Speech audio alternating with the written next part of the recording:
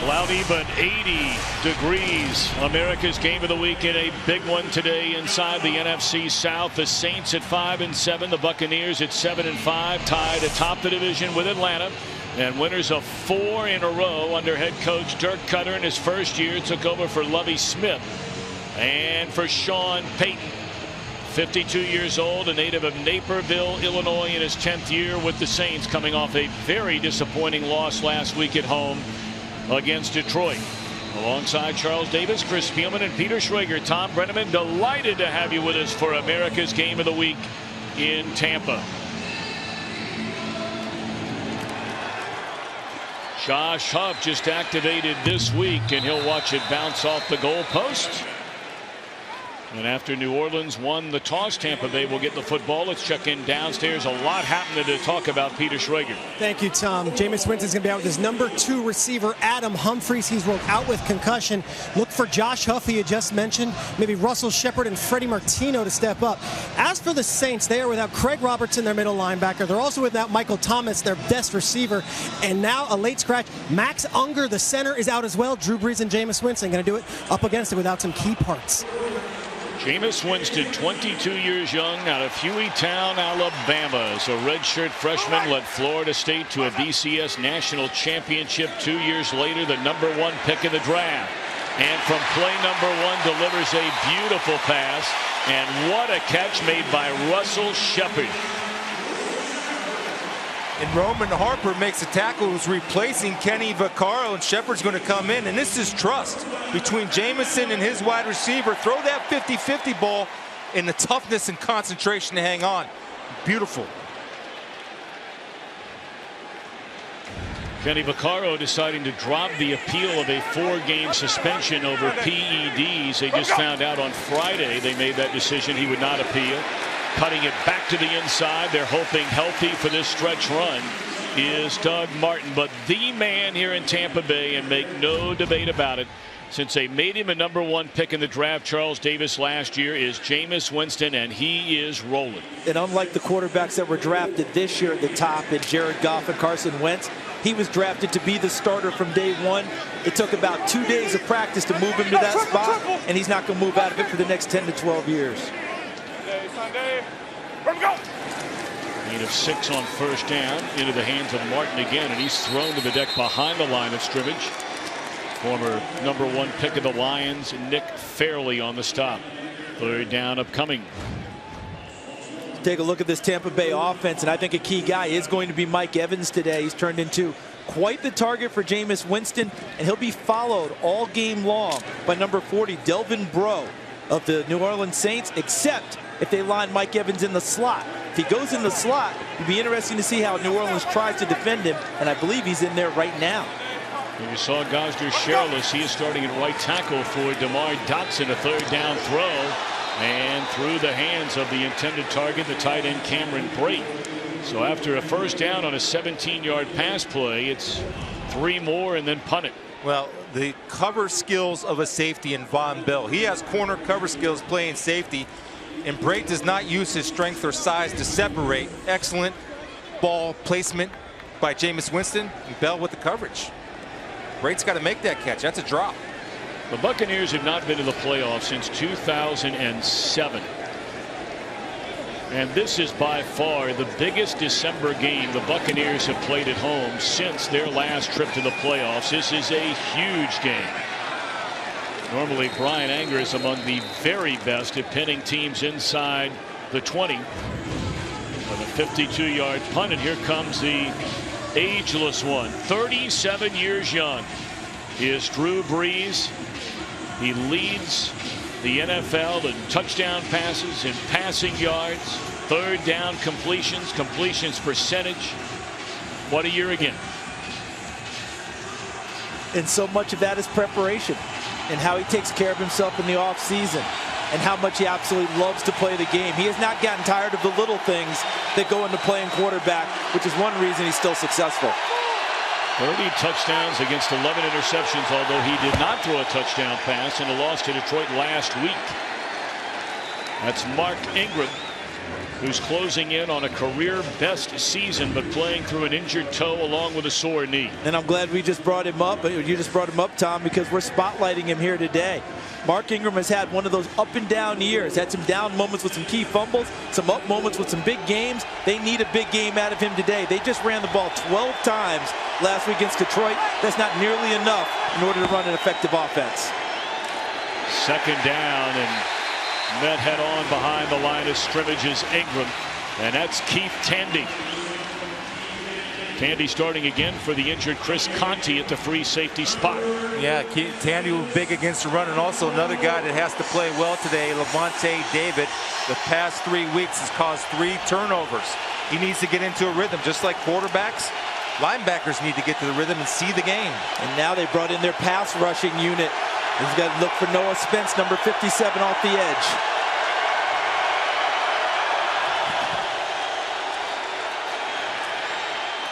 Lay it off out of the backfield to Kuhn, and he is upended. Beautifully done by the rookie Hargraves. Boy, what a nice year he's starting to put together. Well, he does a good job of staying patient in his coverage, understanding where down in distance is, getting deep as the deepest to take away anything that's a threat outside. An excellent open field tackle, and the fact that he keeps his head up. First of all, safety first, then he wraps his arms and brings his feet. Outstanding job by Vernon Hargraves. Discipline and confidence is what Vernon's had going for the past few weeks. Punted away by Morstead. And this is Hargraves. They put him back there to return punts with all the injuries they have had. And so here we are. It's wonderful to have you with us for America's Game of the Week. He's Charles Davis. He's Chris Spielman. We're also joined by Peter Schrager. I'm Tom Brenneman. And you can't emphasize enough, Charles, how critically important this game is for both teams, especially though Tampa Bay, winners of 4 in a row. Well, you talked about at the top, Tom. This is a playoff game, whether it's not the actual playoffs or not. This is a playoff game for both of these teams to try and get themselves in position. Tampa Bay is already there, tied for first. New Orleans, Chris, they've got some work to do. They can't afford to let another one get away. And you mentioned the key for them is running the football. That helps Drew Brees. Last week, they only kept the ball for 23 minutes against the Lions, and that was killer. First down, Winston to throw it, and it's incomplete. And he takes a big hit. He's jawing with somebody down there after that incompleted pass. Let's check in for the first time with our good friend back in Los Angeles. So far away is Carissa Thompson. Thanks, Tom. We're actually going to stay in Los Angeles. Not to start. The Rams want fumbling the opening kickoff. So Matt Ryan capitalizes with a 3-yard touchdown to Justin Hardy. Of course, the Bucs and the Falcons tied atop the NFC South. We will keep you updated on this one all day. Tom? Carissa, thank you very much. Early movement along the left side of that line. It looked like Pamfield started. False start, number 76, offense, 5-yard penalty, still second down. Well, it's a fellow next to him that started too early. That was Donovan Smith. It looked like Winston and Fairley were the two jawing at one another on that first down throw. You know, Fairley's working on Pamfield and comes in, and you see Kruger with a little late, and Fairley's holding that ankle, and I can understand. And the offensive lineman actually should be there in Fairley's face. That's the one guy you want to protect.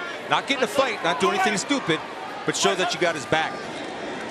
Second down, good protection. Now Winston flushed out of the pocket, still looking. And he can run much better than he's given credit for, and that'll be a penalty flag. That is a silly, silly penalty by a guy who's been around for 11 years and has been an outstanding player during it in Roman Harper. And he hasn't played a lot this year, and sometimes I think rust accumulates and eagerness because he's actually getting to play today. Personal foul, unnecessary roughness, number 41, defense, 15-yard penalty, first down. Well, Roman Harper was a starter last year for Carolina. Now he's had to come off the bench, and he's had to get the start today because of Kenny Vaccaro taking the suspension. And look at Winston. Look at the ball fakes, Chris. See how he does that? That holds the secondary because they're not quite sure if he's going to throw it, gains him extra yardage, and then Harper unable to pull off and over the top, and the flag comes out. And the other thing you'll see the growth in Jameis Winston is his patience in the pocket. There's no panic, and even when he was scrambling out before he made a decision to run, he made it at the very last second to keep his eyes downfield. So after the run, it's an automatic first down, along with a penalty tacking on yards, and that's a 2-yard carry by Martin, wrapped up by Davidson. You know, Martin had the incredible rookie year, was injured, only played in 17 total games the next 2 years. Then Boy, did he hit the home run ball a season ago, over 1,400 rushing yards. But again, the injury bug has caught up with him. He's missed half of their games, but if he's healthy to go the Final Four, look out.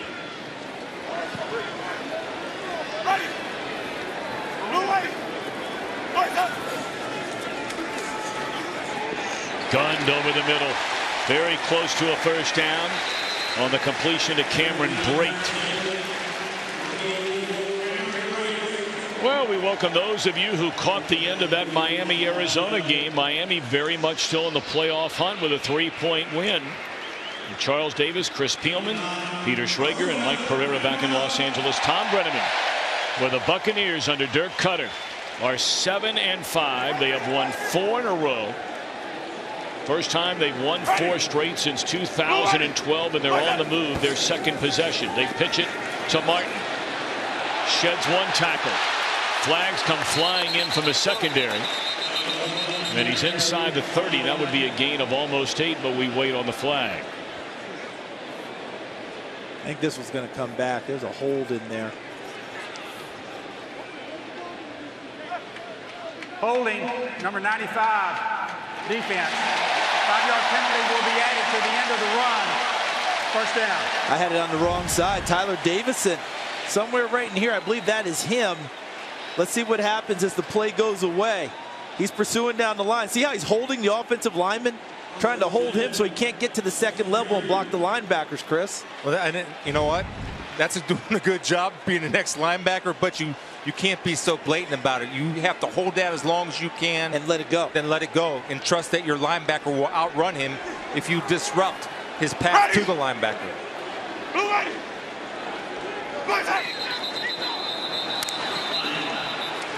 See right there, Josh Huff was in motion. Start, number 76, offense. 5-yard penalty. Still first down. That's 2 penalties already on the second-round pick a year ago out of Penn State, Donovan Smith. And Josh Huff was brought in and activated because he has a little juice, a little excitement, a little explosion.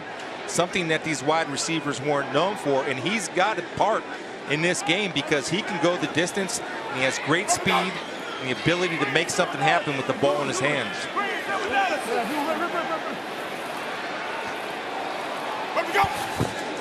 Charles Sims is checked into the game for the first time. They're looking at him in the end zone.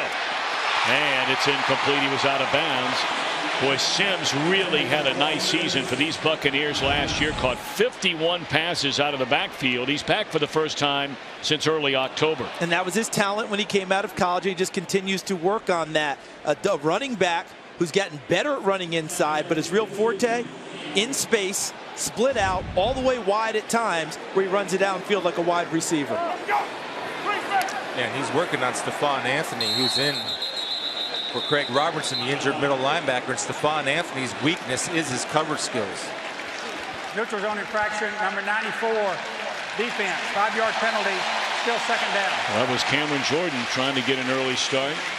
He leads his team with 5 sacks. And boy, he's an Iron Man up there.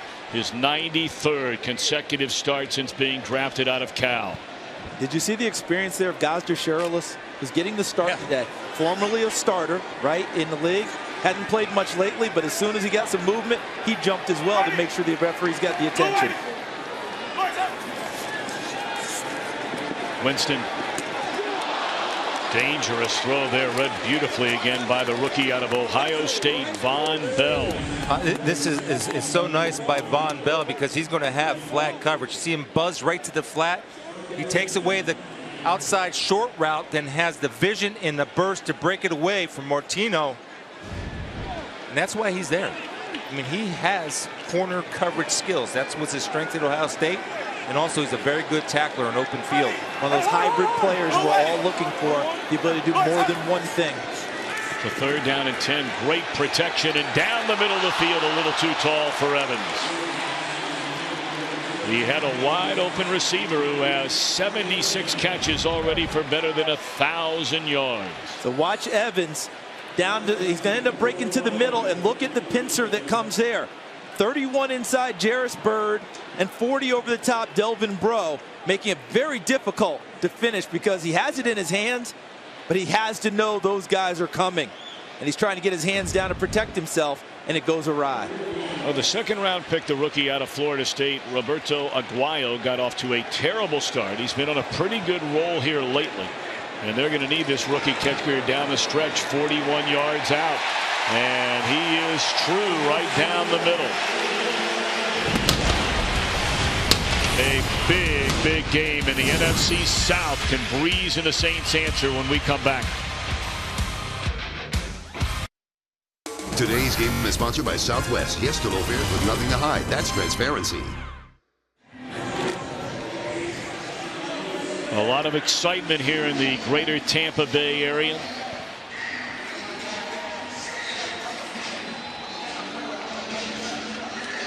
Buccaneers tied for first going into play today atop the NFC South with the Atlanta Falcons, who are out to a 7-0 lead in Los Angeles over the Rams. This is Tommy Lee Lewis, a couple of yards out of his own end zone, and not a good decision. Shot down at the 17. 3 and out the first go round for Breeze and the Saints. So get it when we come back.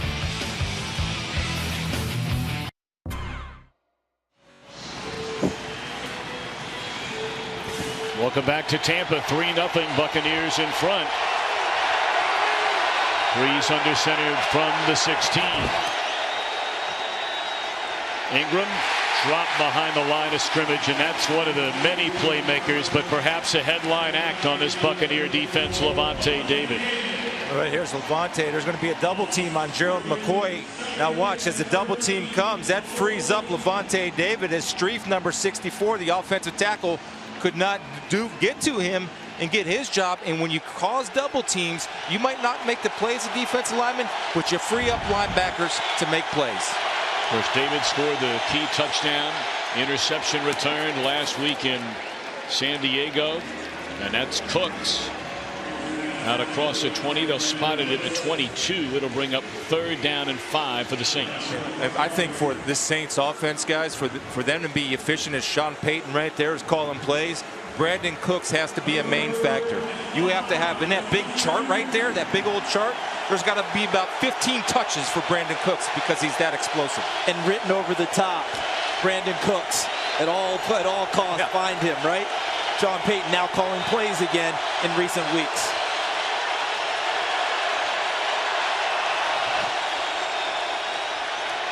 Breeze under heavy pressure, and it's incomplete. There's contact down there, and a penalty flag will be thrown on Brent Grimes in coverage of Brandon Coleman. I think it's pretty fortunate right there. There was contact because it looked like Breeze's arm was hit as he threw, and it was underthrown. Pass interference, number 16, offense. Oh, it's the other way. 4th down. Wow. So sometimes the coverage is so good that a receiver ends up having to try and go through a defensive back, thinking that the contact will always go against the DB. But watch it to the outside here. Okay, watch Coleman as he works through. Good coverage there, and Coleman trying to get to the football, but because Brent Grimes had his head back towards the ball, the official gave the benefit of the doubt on that call. Back-to-back 3 and outs for the Saints, and that is so rare against this New Orleans offense led by Drew Brees. Jameis back under center in a moment. Today's game is sponsored by Chevrolet. More 2016 J.D. Power Dependability Awards than any other brand. By the new Bacon King sandwich, only at Burger King. And by K Jewelers. For 100 years, every kiss begins with K. Sunshine, Skyway, bright sunshine yesterday. We were expecting sunshine today, Mr. Davis. I'm going to get on you being Floridian about that in a minute. Back-to-back 3 and out. 3rd fewest number of those for this New Orleans Saints offense this year among all teams in the NFL. Back-to-back slow starts in these last 2 weeks, Detroit, and now today against Tampa Bay for that offense. Patiently running is Martin, and that's a good solid carry. A gain of 9 on 1st down. So when you have an overload, kind of an unbalanced look right here, that's an offensive tackle. What you have to do as a defense is get people moving that way, because chances are about 99.9% on 1st down, you got to guess and anticipate as a defense to get your defense over one gap. That's the game within the game, and that's recognition and putting your guys in a position to win. Well, they spot it at the 33, so it's a gain of 8. They'll run it again. And again, it's Martin, and this time it's good enough for a first down.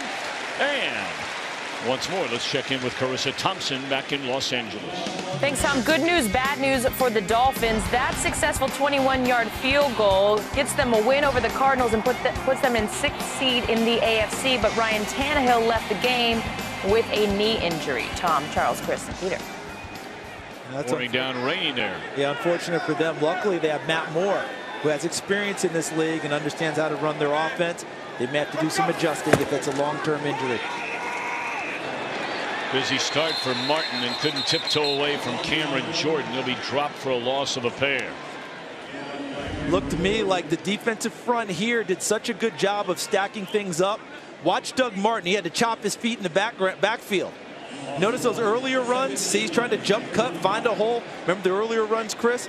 A little bit of a hole there. One step, he got right to it, got upfield. In this case, he couldn't find the hole. They made him stutter, and Cameron Jordan, who I think is having a Pro Bowl season, despite not having the sack numbers, he's having a monster year. Played that one awfully well. He's been to the Pro Bowl twice in his career. Jameis, a pump fake, and throws on the run, gets it off to Brate, the tight end. What a story Brate has been out of Harvard. He actually spent 1 week on the New Orleans practice squad last year. Tampa Bay scooped him up, and that is his 49th reception of this season. And that's a comfort level for Jameis, and Cameron Brate has proven reliable. And anytime you're a quarterback and you get in trouble, you're scrambling, you look for your reliable guy, the guy that you can count on. And 84 is that guy for Jameis Winston. And you know how he's become reliable? Before and after sessions at practice with Jameis Winston. Him, Adam Humphries, a number of other guys getting comfortable with each other. Quick slant to the aforementioned breaks a tackle, and he's inside the 40 to the 38-yard line. They'll move the chains. And so Von Bell, we talked about how good a cover guy. Now, cover guy, you can't lose your feet. If you lose your feet, there's no excuse. You're too good of an athlete, and there, right there, he slips. Field conditions are fine. If you're playing out on the edge as a corner, you better not lose your feet because it's a big-time play. Now, they set up a play, something to look forward to. Josh Huff was in the backfield. They snuck him out to the flat, so everything is a setup. Just remember that in a matchup. It's an 18-yard gain. That's 6 first downs for the Buccaneers. New Orleans without a single one. Martin off the left side, churning those feet inside the 35, down to the 33. Check in downstairs with Peter Schrager. Brate's a Harvard graduate, Tom. Now, this is a guy who was with the Bucs, and like you mentioned, he was then with the Saints. It broke GM Jason Light's heart that he was on the Saints for a week. Austin Seferian-Jenkins goes down. They sign him to the active roster. He's been the most reliable target since. It's a matter of timing sometimes, guys. We're not lying about that. Timing and taking advantage of that opportunity. Brate has put in the work and has Jameis Winston trusting him. Charles Sims, his first carry since he was injured in early October. You know, we mentioned not only the 51 receptions last year for Sims, he also carried for over 500 yards to go along with a 1,400 by Martin. Yeah, he was over 1,000 yards from scrimmage, so that's an excellent 1-2 punch in the backfield. A couple plays ago, my partner Chris Spielman actually drew on your screen to show you the extra offensive lineman that comes into play often for Tampa Bay in the early down situations. They're running a number of different formations, a number of looks in New Orleans early in this game.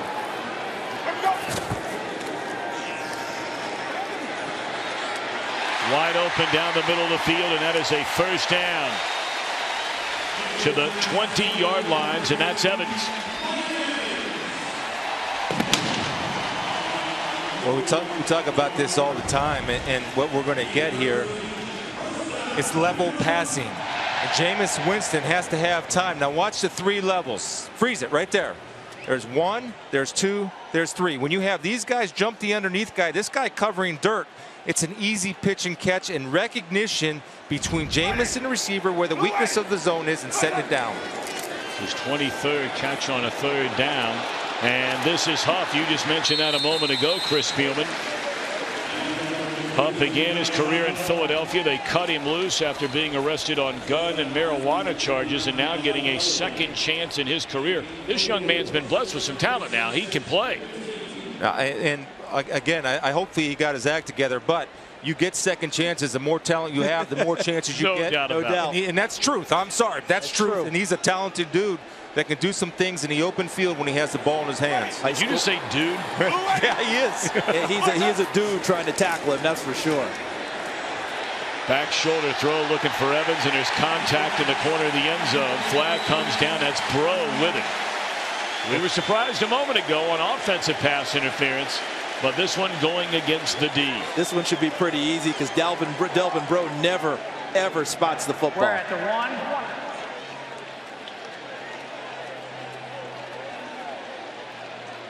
Pass interference, number 40, defense. First down at the 1-yard line. And Number 66 is reporting as eligible. watch Bro's helmet. The reason I say that is, remember, did you see the back of his helmet towards Jameis Winston? When Jameis saw the back of his helmet, he knew he couldn't really make a play on the football. So he turned it loose to Mike Evans to let Mike Evans make a play. Instead, it turns into interference. Trust your position. You didn't have to hold right there, and he grabbed the jersey. From the 1-yard line. Driven backwards is Martin on 1st and goal, and that's Anthony. Stephon Anthony started at middle linebacker the entire year last year. They bring in Craig Robertson, who is hurt and inactive after a shoulder injury last week. So Anthony's back to his original position. And that play there is why he was drafted high. The ability to be a downhill thumper from the middle linebacker position, that's his strength, and he just played to it. Tampa Bay Buccaneers banging on the door of a 10-0 advantage. It's 3-0 at the end of a quarter. Back after a word from your local Fox station.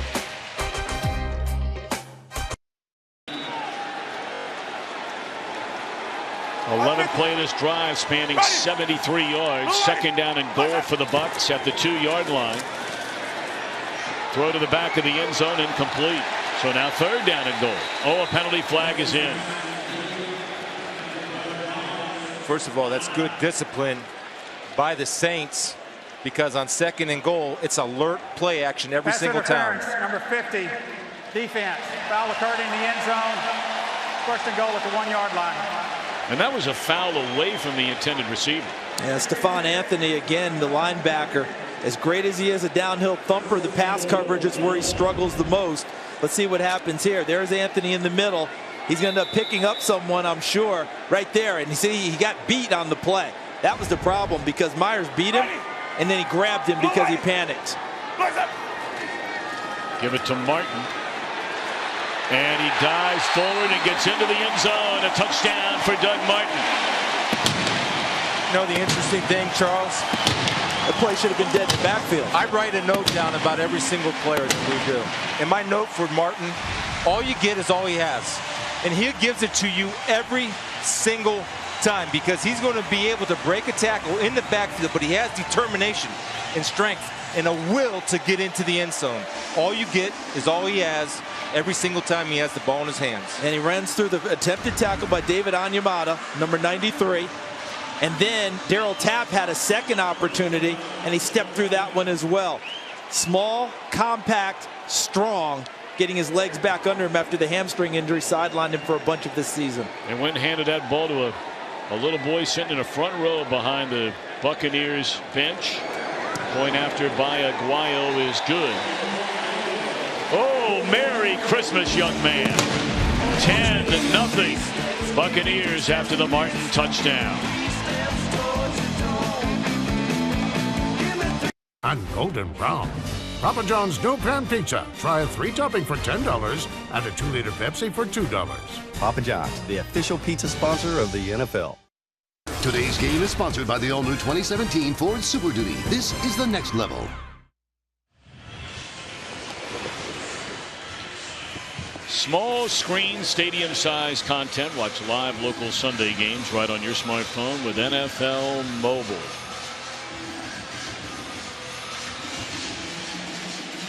First time the Buccaneers have been tied for a division lead after 13 weeks since 2008. And they're out to a 10-0 lead. twice, 3 and out for the Saints on offense. Meanwhile, Doug Martin playing the role of Santa Claus. Well done.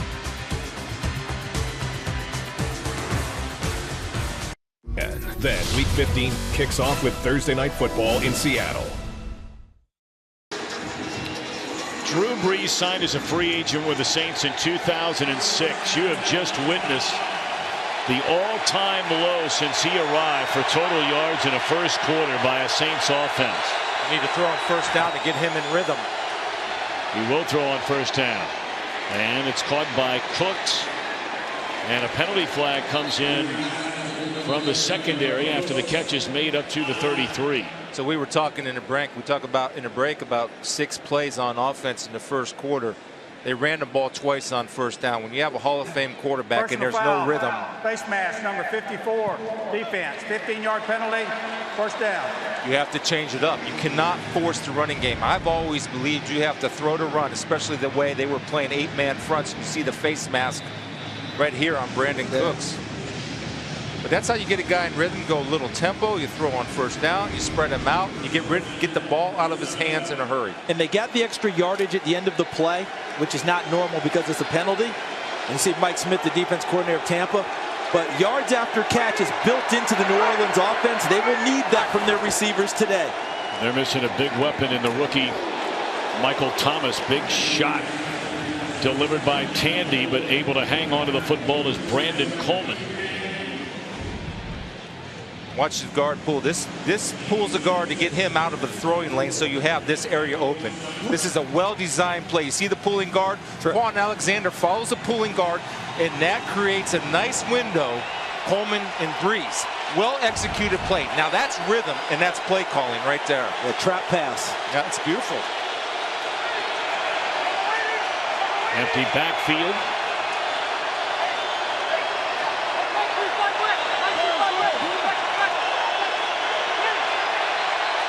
They didn't get the playoff in time. The question is, did they get the timeout? Delay of game, offense, 5-yard penalty, still second down. Sean Payton took over play calling again a couple of games ago, and he and Drew Brees could not be more in sync throughout their career. But right now, this offense is not in sync. And they're trying to find a way. Chris was talking about, do they need to throw more on first down? Get in rhythm that way. I think that's the direction they're going to head. But Chris was talking about put in Drew Brees' hands and see what they can get done. Yeah, Brees did not throw a touchdown pass in a home game last week for the first time since 2009. And that one is tipped and then intercepted. It looked like Alexander tipped the ball into the arms of Hargraves. And a turnover after it looked like the Saints had something going.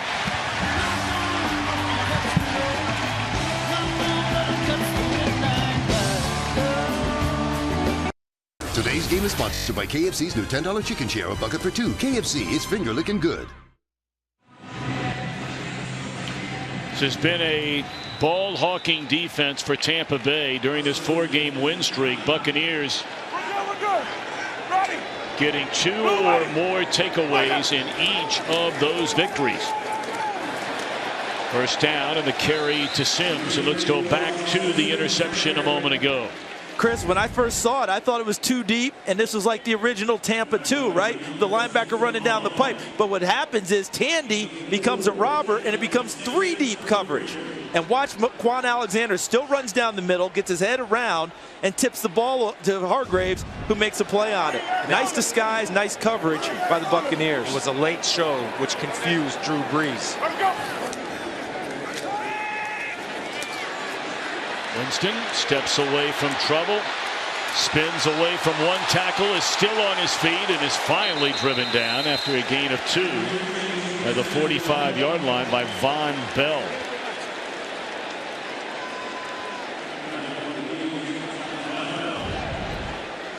Great coverage. Good protection, too, by the way, by Tampa Bay, but there's nowhere to throw the football.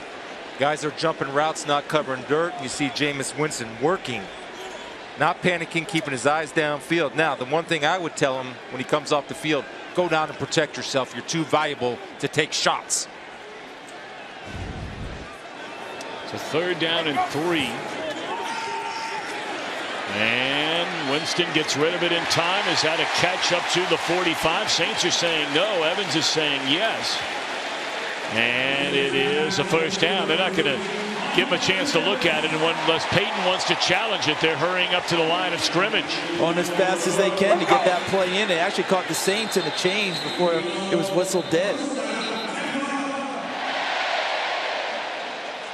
Saints were trying to actually change personnel, and they caught them. The snap, New Orleans calls its first charge timeout. That's a smart call by Sean Payton right there, and not just because of maybe the possible challenge, but they were disorganized. And when you're disorganized on defense, then you can give up big plays. And Mike Evans using his big body, catching that ball with his hands. Yeah, I think that's a catch. I think his hands get underneath. We'll get a better look at it here from the front side. Ball actually was contested, tipped, held on. He's got a hand underneath it. Yes, he's hitting the ground, but his hand's underneath it as well. Delvin Breaux competing with him, but I think that goes down as a catch. How about the strength? How about the strength, guys, of Mike Evans? I mean, that's what he does. Well, he started slow this year. He really did. And then he just turned it on, and he and Jameis got it going, and they trust and believe in each other. Averaging his last 7 games, he has 44 receptions. And averaging 12 targets per game. Right. 12 times per game. They're putting the ball towards him, and they are maximizing with that. So first down, they pitch it to Sims. Spelling Martin. Hey, this guy's a nice player, Sims. He brings another element to this Tampa Bay offense, and that's a gain of 12 on the first down run. And how about Gosder Sherless, number 78, the veteran, getting out and pulling as an offensive tackle. Myers gets the block, and that's tough to block a safety in space or a corner in Sterling Moore. Gosder Sherless doesn't go for the kill shot. That's smart. You don't need to kill him, because if you kill him, those guys will make you miss. If you go in under control and body him away, that's good enough. As big as Sherless is, he doesn't need to kill him. Just envelop him, and that's what he did on that one. His shadow envelops. Sims nowhere to run this time. You know, Sherless was a regular starter in Detroit. And it really gets back to this entire sort of evolution of this Tampa Bay Buccaneers roster. You know, you hear the term all the time about next man up, and we could get into so many areas where that has been the case for this Buccaneers team. But they've done a nice job of not only drafting but developing players, bringing in veterans from other teams that are helping them. And as you just point out, Sherless, the prime example of that, stepping in today for DeMar Dotson, who's been their normal starter at right tackle. And Dotson suffering a concussion. So he's out today under protocol along with the wide receiver Adam Humphries. Well, that's threading the needle right there by famous Jameis, they call him. And the ball is in a fumble. It is a fumble. Evans turns it over. Now he's going to say the ground caused the fumble. That's what he's pleading his case about. They will, of course, take a look at it as they do on every change of possession. He's down. His knee was down. So I think Tampa Bay may benefit from this. He's fighting for the yardage. Bird fighting to knock the ball free. You see the ball's out. But was it out before his knees hit the ground? I thought his knees were down before they came out, Chris. What'd you think? Absolutely.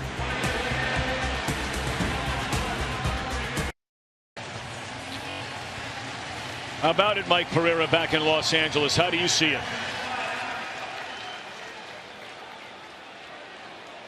Well, we're waiting now for Walt Anderson. The receiver had control of the ball with the knee on the ground in his possession. He was contacted. Players reversed it down by contact. It'll be first down Tampa at the 30-yard line. Mike Pereira, you're not surprised by that decision, are you? Not at all. We actually had both knees down. We had right knee and left knee down. You know, there's a ball coming out before that? No, he had firm control of it, so they were absolutely correct in making this down by contact. Mike, is lavender your wife's favorite color? I think it might be. I haven't anything else that's not lavender, to tell you the truth. Looking very dapper on this December Sunday. Always. 13 first downs in this game for Tampa Bay. 1 for the Saints, and that was on a penalty. Martin checks back into the game, and that's a gain of 5 on first down. I've got to go back to the play with Evans, okay? I think it's the correct call. I'm not fighting that one. But that's a play you saw New Orleans defenders fighting, scratching, clawing, anything to try and knock the ball free and reverse their fortunes, and they thought they got the play. Now, are they able to stay with it mentally after not getting that play, after the overturned play? If I'm Tampa, I'm attacking right now to see if they've still got it. Downfield? Yes. Second down and 5. Fake the throw, little delay to Martin, and he keeps churning away. He's about a yard short of a first down. Missed a hole. I'm going to tell you, there was a giant hole off to his left, and usually Doug Martin has the patience and vision to see it. But right here, you're going to see this hole open up right here. Now watch. It's a nice little draw play, and you see Anthony going inside. You got a blocker on him. That's the hole. That's the one where he should have hit, and usually he doesn't miss that with the patience.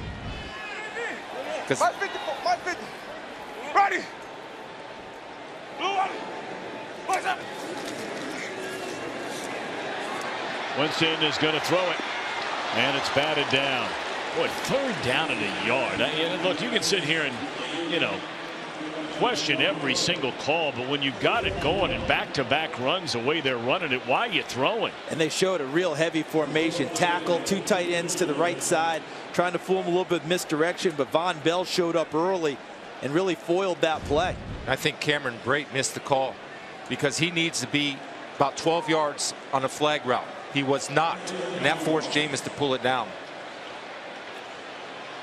All right, so now a 39-yard field goal try by the rookie out of Florida State, Aguayo. Tell you, this young man's getting on a little bit of a roll now. I mean, he was a second-round pick coming out of Florida State. 13-0 Buccaneers here in the second quarter.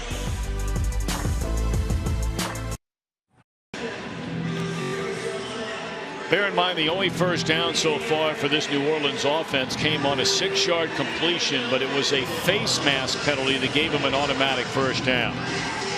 I'd mentioned yards after catch, a huge part of the New Orleans offense. It's built into what they do. Catch the ball, gain extra yardage. They get the most yards after catch, as you just noted, Tom, after the penalty.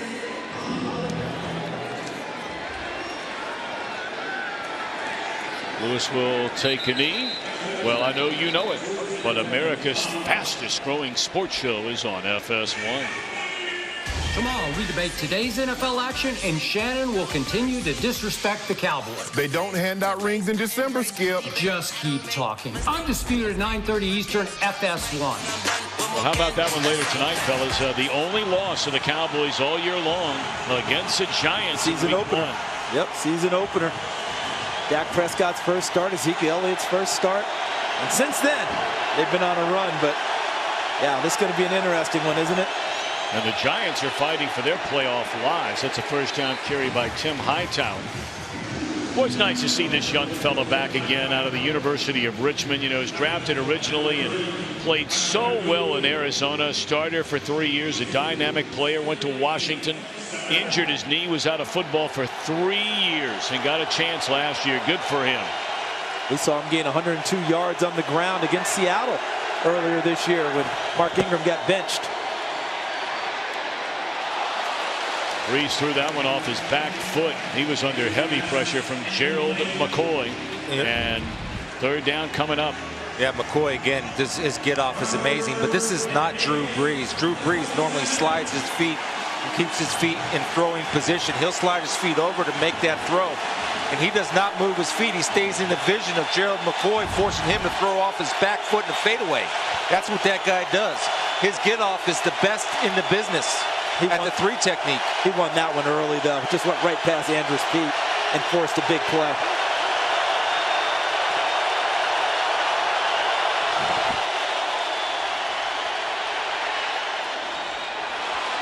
And a Snead down the middle of the field, bounced off a tackle, penalty flag comes in. Willie Snead, the 4th, with by far the biggest offensive play of the game for the Saints. Watch Snead, number 83, breaking out of a small bunch there with Brandon Cooks and Tommy Lee Lewis, and Breeze finds him, takes the hit, stays up, and goes and gets more yardage. Face mask, defense, 15-yard penalty, first down. Willie Snead is tough, strong, not afraid to go into the briar patch and catch the football, and will block well in the run game. And Drew Brees hung in there big time on that throw. It's Ryan Russell, second-year defensive end out of Purdue. He's given them some good play coming off the bench as part of that defensive line rotation. Especially when they want to go to their pass rushers and bring in an extra guy to get after the quarterback. Because they move a lot of those defensive ends like Robert Ayers and Noah Spence. You know, William Golston, they'll move them inside to work over the guards, and he can come in and play there. Here's the end of the play and the penalty against Snead. Looks like Hargraves, number 28. That's where the face mask foot penalty occurred. That turns into a 44-yard play. 29, tack on 15. Hightower, gain of 2. You guys talked about and mentioned Hightower and how important he's been to this offense. He's been important to Mark Ingram. Ingram got benched in the Seattle game for a fumble on the ball. Games 9 through 13, Ingram started averaging 7.7 yards a carry. You'll do that when you have a guy that is successful in front of you. If you want to hold your job, you're not going to fumble, and you're going to average go from 3 yards a carry to 7 yards a carry in a hurry. Second down. Brees again under pressure, able to get away. A penalty flag is down. Incomplete with an eye on Coleman. So one of the big reasons why Tampa Bay has had success. Number 75, offense, 10-yard penalty, still second down. And everybody talks it. They get pressure with just 4, so that gives you 7 in coverage. And when you get pressure with just 4, you got an offense that will struggle to throw the ball downfield. Andrus Peat. They play a little game, and he ends up grabbing Robert Ayers right there, number 91. So they had a little stunt going between Ayers 91 and Clinton McDonald 98.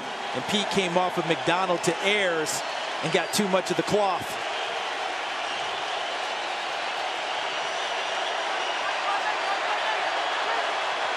Second down and 18. Screen to Hightower. And back to the original line of scrimmage. 3rd and 10 coming up. Here's Carissa Thompson.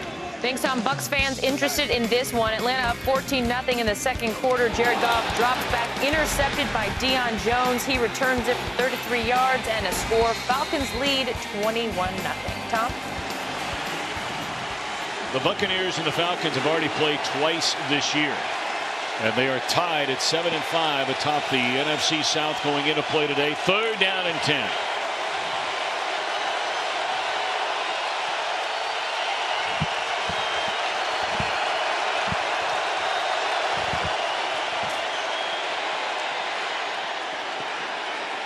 Snead broke a tackle, but could not get away from Alexander. And out comes the field goal unit. Remember how we talked about yards after catch and how important that is? So watch Snead come across the middle. They get the completion. And watch what happens at the end. So they've got the completion. He's not able to, he breaks the first tackle, but as he goes for the extra yardage, there's the second guy there to clean things up. Quan Alexander. Rookie kicker right down the middle. That's another young man starting to kick it better than the way he started in the early part of this season out of Georgia State. So the Saints on the board, down 10. Oh, some of the early game headlines. How about the Lions? They went on their final drive again to beat Chicago, going to 9-4 in the year. Indianapolis at home. A crucial loss to the Texans, who take over first in that division. And the Steelers, they've got it going on. They go to Buffalo and win in the snow. The Lions has 8 fourth-quarter comebacks. It's amazing what they've done. And it's Matthew Stafford, I think, to me, should be talked about as a top 3 MVP candidate the way he's playing. It's happening more and more. They win the division, it'll really take off at that point. That was actually touched, and it's out of bounds inside the 1-yard line rather than just letting that thing go right through the back of the end zone. Huff active for the first time as a Buccaneer, made contact with a ball and it goes out of bounds. And he's an experienced kickoff return guy. Has a 98-yard kickoff return for touchdown earlier this year for Philadelphia. So this is not something that he's unfamiliar with, but I think he got caught on the hops. It's almost like being a shortstop. Do I play it early or do I let it play me? And it played him and turned into a really tough spot for Tampa Bay. I'm going to play New Orleans Saints defensive coordinator right now. Go get him. What I'm going to do is I'm going to line up. I'm going to put single man on the corners. Yep. Play him off just a little bit, and I'm coming after him. I'm taking every gap, and I'm calling this play to win the game, and I'm going for the safety, exposing myself for the deep ball, but I'm going to trust my guys to make a play. When you made that call in the huddle when you played, Chris, you made the defensive call, and I'll bet you tagged it with get a safety. In other words, swim moves up front, knifing through up front. Don't worry about gaps. Get back there and get to the football. Tom, I made an unauthorized audible. What do you mean? I waved off. I gave no, the baseball thing. I waved them off. Apparently we're having some debate about the clock. The clock continued or never started or rolled after the ball was out of bounds. They just get it to. And we did get the safety, but it also cost me $2,500. It was well worth it. I'd do it all over. Points. You waved it off. Yeah. And you saw Walt Anderson there. Remember, official time's kept by the referee, so he got the clock fixed the way that he wanted it. Sunday. Here we go. They did it. They did it. They did it. Now, did they get the safety? Did they get the safety? Yes. Is the question. They did. That's playing to win. And Kruger was in there, number 99, from a stand-up position. Look at all the guys on the line of scrimmage. There are 10 guys on the line of scrimmage. Kruger shoots in there, number 99, gets the penetration, and I think that's not a safe. Ooh. This close. That is is awfully close. Boy, I tell you. And remember, they called it a safety on the field, so it's going to be hard to me to overturn that call originally. That was well played by Kruger, as you noted, Chris. Onyemata, number 93, following up. But watch this. Kruger with the first hit, and Martin trying desperately to get out of there. Let's take a look. And the whole Where's the ball football? has to be in the end zone, right? Yes. I think he's and out. It looks like he's over the goal line. And they are going to take a look at it. And they do every scoring play, every turnover and every scoring play, and of course the safety being a scoring play.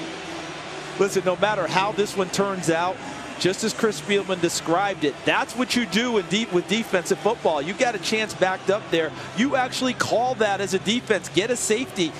Don't worry about just holding gaps and holding people up. Get into the backfield and get to them. Mike Pereira, what do you think? Another one of these really close plays here, but, when you are taking the ball out of the end zone, you have to get the entire ball out of the end zone into the field of play. And I don't think he does. I don't think it's indisputable that he does. Remember, going in, you just have to break the plane. Going out, you have to get the entire ball out. So I think this probably stays as a safety. Mike, is this one of those where the reason it was called on the field that way, and as you just said, I heard you use the word indisputable. You don't see the indisputable evidence to overturn the call on the field. I just don't. I mean, Dean Blandino and replay use clear and obvious, and I don't see that. On the field of a safety stands. There you have it. So a 2-point play to make it a 13-5 game. Of course, Tampa Bay's played the game this year with 5 points already when they did that to Seattle. That's rare. So I know that was a surprise there a little bit because of what Mike thought was going to happen. But all year long, what has Mike said to us, guys? The call on the field is paramount, right? Yep. So if they make a definitive call on the field, if they don't see absolute evidence to overturn it, they stay with the call on the field, and I believe that's what happened there. And a chance to set up great field position if you're disciplined. And one thing you don't want to have is a stupid penalty on this return if you're the Saints. Short kick. And it will go out of bounds.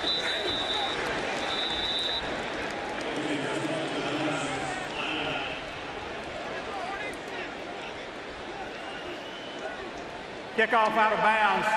Tampa Bay. New Orleans ball at the 50-yard line.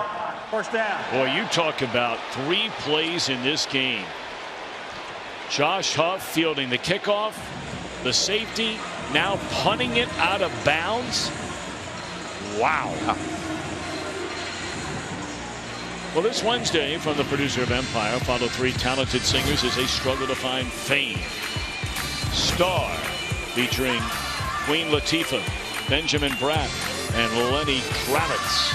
Special premiere after the Empire Fall finale starting at 8 Eastern on Fox. So if you're Tampa Bay's defense, now you have to alert anything over the top on first down.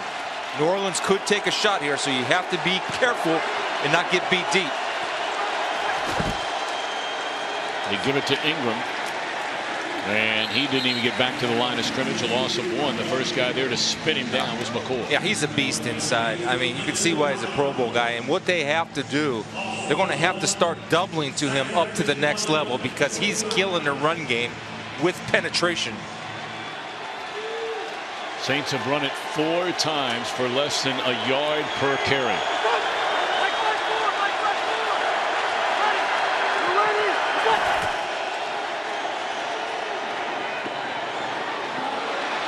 Making the catch and able to spin away from a tackle and get a first down is Travaris Cadet out of the backfield.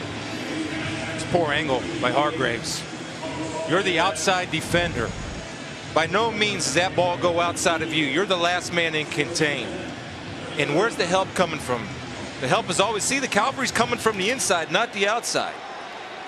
That's just poor discipline, and he'll learn as a rookie. That ball needs to go back inside. First of all, make the tackle, then force it inside. Play action on first down, and Brees looking for the bundle down the middle of the field, and he overthrows a wide open Brandon Cooks. That is rare to see Brees miss an open receiver. And that's when you know that something's wrong with the Saints offense. It's first good protection up front right here, but Brandon Cook gets a clean release, and he catches Tandy turned around as a safety, outruns him, and that's a rare miss by Drew Brees. And he knew it. You can see at the end of the play there. Well, you wouldn't mind seeing Cooks leave his feet. Yeah, he's got I agree. A little air there. Let him run under it. High tower, powerful running from the former Richmond Spider down to the 32-yard line. Hey, you know, we talk about guys running to prove something, running to win. There's another reason why guys run hard and run angry like Hightower, and that's incentives. I mean, yards equal money. See, if he gets 78 yards today, that's another $75,000 in your pocket. Now, that's not a lot of money to you and Charles, Tom, but to me, that's a lot of money. And that's incentives. And don't forget, he negotiated his own contract this year. It's tip money for Charles. That's inside the 25, and the catch by Coleman. So now all of a sudden there is life in the Saints after a couple of, you know, really it was a disappointment they get 3 their last drive. But then the complete disaster misplayed by Huff on the kickoff. You get the safety on the next play. A punter kicks the ball out of bounds to put you in midfield to begin a drive. And they have 4 new defensive linemen in too. Gives guys a break. Looking for Ingram as soon as that ball was snapped, and Levante David not fooled. Looked like McDougal got a paw on that thing, blitzing from a strong safety position.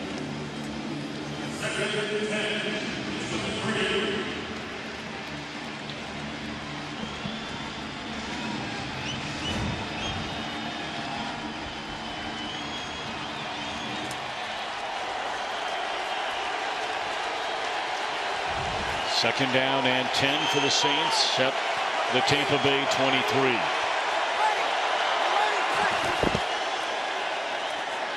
Ingram, good running room. About a yard short of a first down, and we send it back to Carissa Thompson. Thanks, Tom. We head to Green Bay. They're up 14-3 in the second quarter, and Aaron Rodgers adding to that total a 9-yard touchdown to Jets. Jordy Nelson has them up 21-3. Tom? How about that? That's another team fighting for a playoff spot. Seattle, I think they probably feel like they've all but cemented a spot. You know how it is with a team needing it more than another one. Third down in the yard, they give it to Kuhn, and that's the guy they normally get it to. Although it didn't work all that well last week, they're still lamenting the fact that third and short, they were unable to deliver the goods. Speaking of Green Bay Packers, Kuhn, a long-time fan favorite there. Well, they're going to measure. All right, let me jump ahead of the curve. If you don't get the first down here, are you kicking the field goal to make it 13-8? I'm keeping it in the hands of Drew Brees and finding a way to take a shot at this one. I mean, my momentum, needing a win, haven't been in sync as well on offense until now, late in this part of the game. I'm not kicking a field goal here. Well, I don't know about you guys. Short. I'm not kicking it. Yeah, I actually hate myself for saying this, and I want to punch myself. You're going to kick a field goal. Right in the Got the way you badmouth kickers. You're going to kick a field goal? I want points on the road in the red zone and get it to 13-8. And one thing that you have to keep in mind with Drew Brees, he will scan and look, and if he thinks he can get the sneak, he'll go ahead and do it. They're 8 of 9 on 4th downs this season and converted their last 6 attempts. They feel like they've got to have this one. Well, look, when you're 2 games back with 4 to play, Saints need to win out. And they'll have a little extra time to reconsider if they so choose, because we have reached a 2-minute warning. Now I don't have to punch myself in the neck, at least for another 3 minutes. Not yet. I know some former kickers like to punch you for saying that. We invite you to follow your favorite team all season long. Go to iTunes.com/NFL. The Saints are going for it, it appears, on 4th down. If they like their call, they'll go quick. If not, they'll go long count, see if they can draw them off. That's Brees over the top. Did he get enough? It will be very, very close. Remember, we said before, Drew Brees will scan, and if he thinks he can get there, he will. I've seen him do it before. I saw him do it against Miami years ago in this state. We saw it against Seattle earlier this year on the goal line. Drew Brees, if he likes the look, he'll go over the top and try and pick it up, and it appears he just did it again. They were actually lucky that they didn't get away with an illegal motion. You talking about Hillis? Hillis coming across was moving forward on that snap. Excuse me, Hills. Excuse me. All right, so now 1st down, and Brees able to escape, dumps it off, and inside the 5, down to the 2-yard line is Brandon Coleman, taking on a larger role today without the outstanding rookie Michael Thomas. And not only is he taking on a larger role, Tom, he's a large man doing it, 6'6", 225. So he has to pick up some of those plays, as you just noted, that Michael Thomas would have, another large receiver. And in this case, able to bowl over the defender and pick up extra yards. 2nd down and a yard. Ingram sniffing the end zone, but just short. Driven down by McCoy, but it is a 1st down. Just short of the goal line, but it is 1st and goal now with less than 32 seconds until halftime. They're going with their heavy formation again. Tony Hill, 76, has checked in. John Kuhn, the fullback, 29, and another tight end has come in as well. Looks like Kobe Fleener back on the field with John Phillips, number 86. 1st and goal, final 15 seconds, and a timeout is called by Tampa Bay. Charge timeout, Tampa Bay. All right, how about the Visa halftime? Mr. Menifee back in Los Angeles.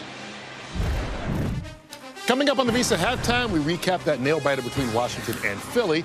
The Cardinals and Dolphins come down to a last-second field goal, and the Niners try to double their win total for the season against the Jets. It's all coming up on the Visa halftime. See, this is what we do.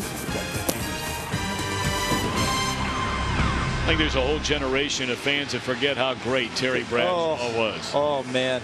Turn on those Super Bowl films and watch him fling it downfield. Lynn Swann, John Stallworth.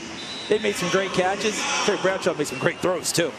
Wasn't a bad few teams he played on there. No, not at all. Don't worry about percentages and things of that nature. They played long ball, and they played it well.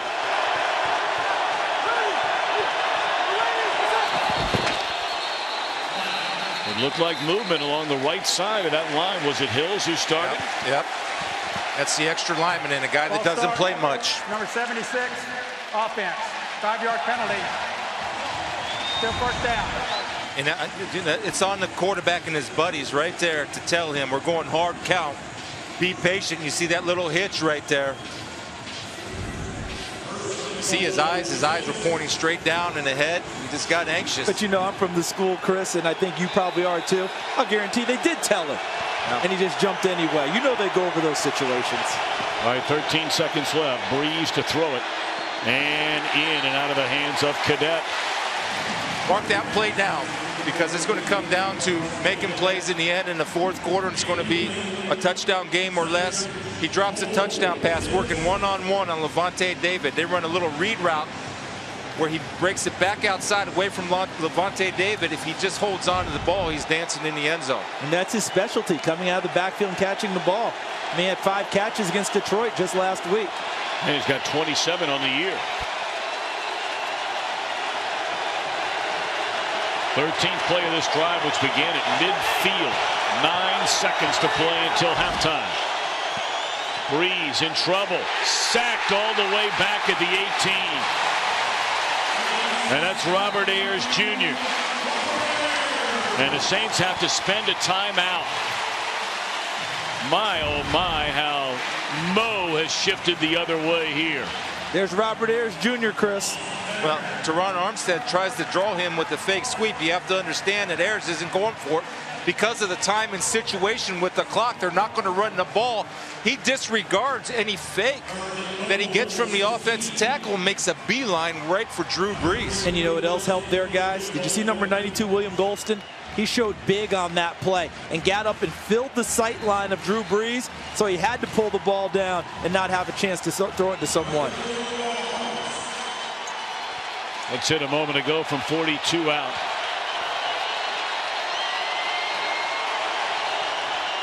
This one from 34, and a timeout is called before the snap. This is the second charge timeout, Tampa Bay. 30-second timeout. So we'll see how this game plays out, guys, but you're in the division and you're fighting for a playoff hunt. Anytime you're on the road and you got a chance to make a play, like Cadet had a chance to make a play, and you miss it, that counts.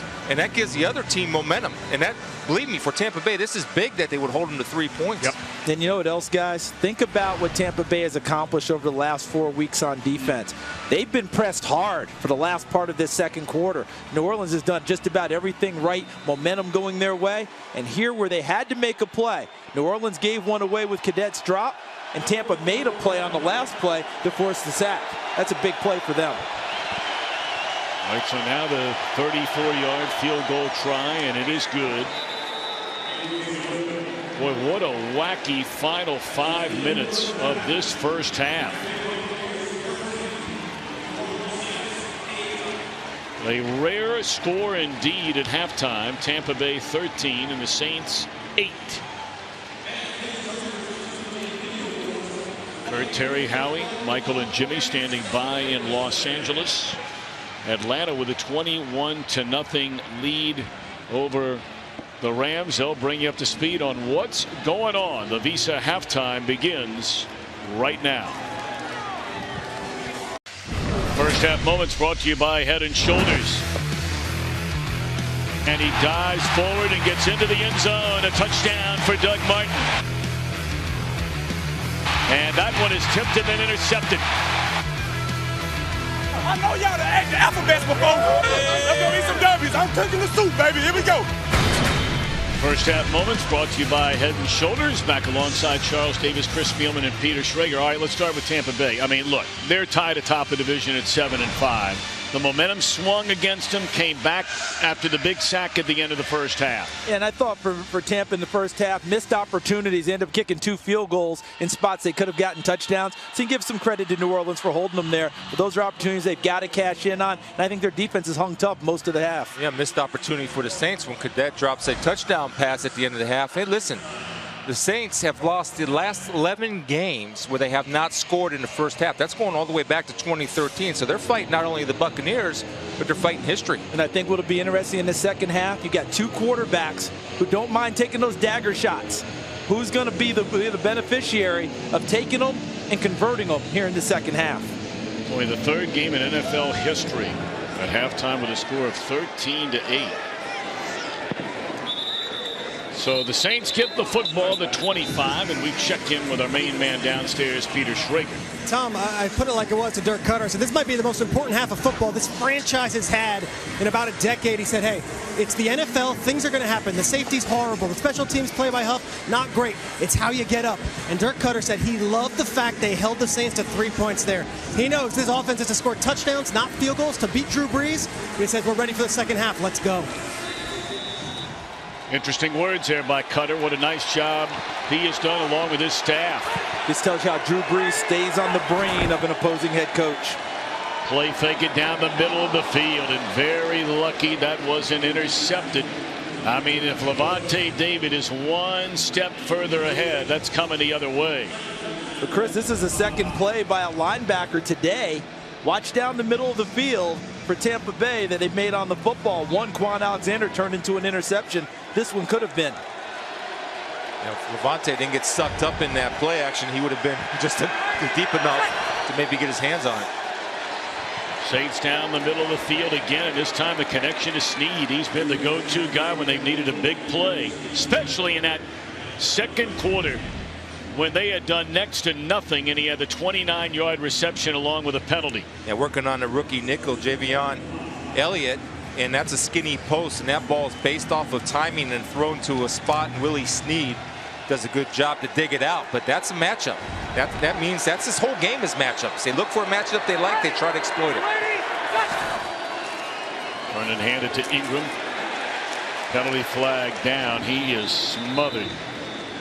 2 yards behind the line of scrimmage by Ayers.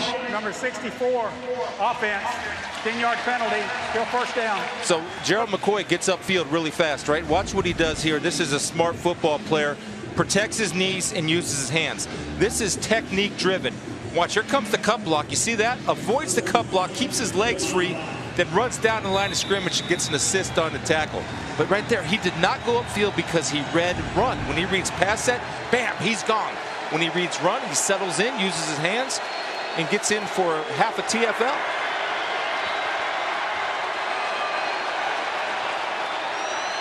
First down and 20. Crossing pattern, that's Coleman. Charles brought up earlier how big this guy is, and man, when he hits you, you better make sure you wrap him up. That is a big, strong man. Just ask Javion Elliott about that. This is a really good tackle because of what you just talked about, Tom, the size of Coleman.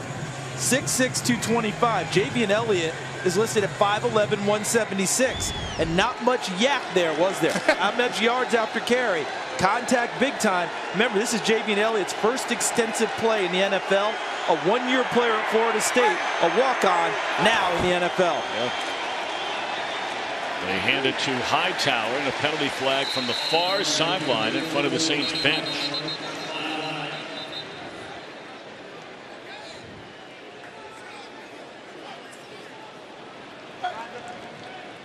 Offside, number 93, defense, lined up in the neutral zone. 5-yard penalty, still second down. And this is the counter to the guy that gets off the ball really fast. You let him run upfield. You don't fire out. Watch. The guard right here is not going to fire out on Gerald McCoy. He's going to let him run upfield and just flip his hips to turn him right. Stop right there. Freeze it. See Evans flip his hips right there. Let him go upfield. Then you attack the area that he vacated by creating a natural bubble between the linebackers and the defensive line by him getting upfield. Essentially, you just wall him off, right? You don't have to use force in that play. Well, make no mistake, Evans has been around the block. He's a 6-time Pro Bowl guard.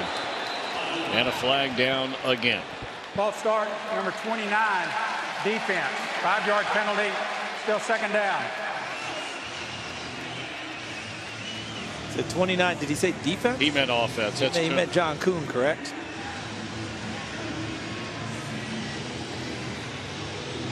And New Orleans has gone through some times where they've had a whole lot of penalties that have slowed them down. And let's face it, the penalties that drive you crazy are those types of penalties. Yep. The false starts, the ones that put you behind the chains. You'd rather your penalties be the aggressive ones that you make on defense. So you're back to 2nd and 14 after consecutive penalties on each side, and that one dropped by Snead. You know, it should be noted, we brought up, Chris, you and Charles talked about the drop that would have been a touchdown by Cadet. We also can't fail to mention the wide open Brandon Cooks in the end zone that Breeze overthrew. There's a missed opportunity, and I got news for you. Snead is still running if he catches that because they had a bust in coverage. And that's missed opportunities. And that's, you know, let's face it, that's why you're 5-7. That's why this team is 5-7, because they're not converting when they have a chance to convert or make a play. And they're going with the stack there, right? The trips to try and keep the man coverage away. Here's chasing Brees, who gets it away, but far short of a first down on the completion to Snead, who's having a few words with Quan Alexander. And there's a penalty flag 25 yards down the field along the far sideline.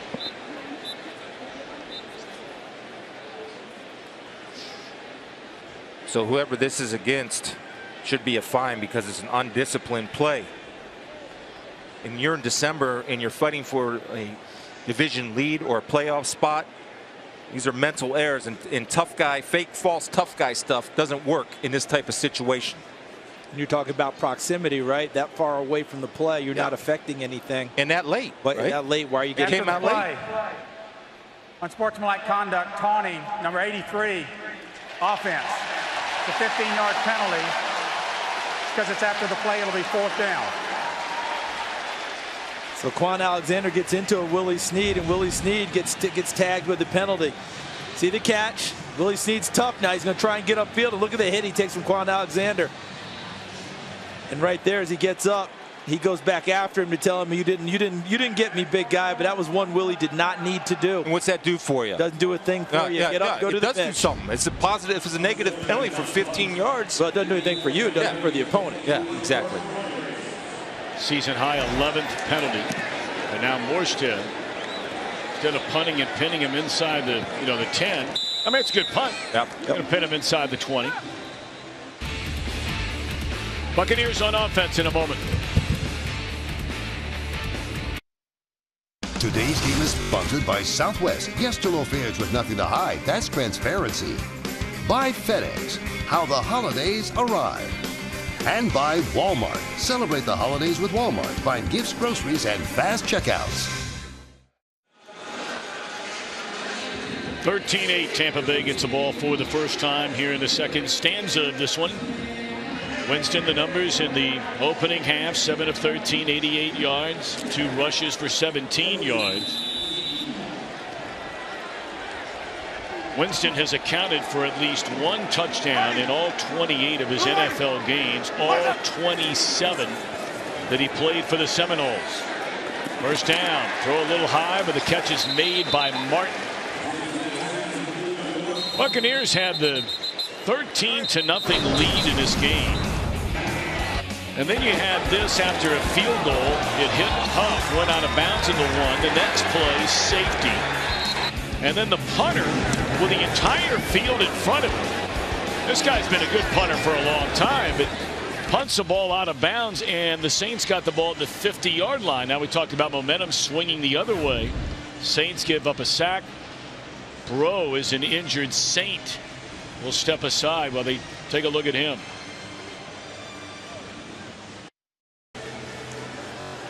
Looks like an injured left shoulder for Bro.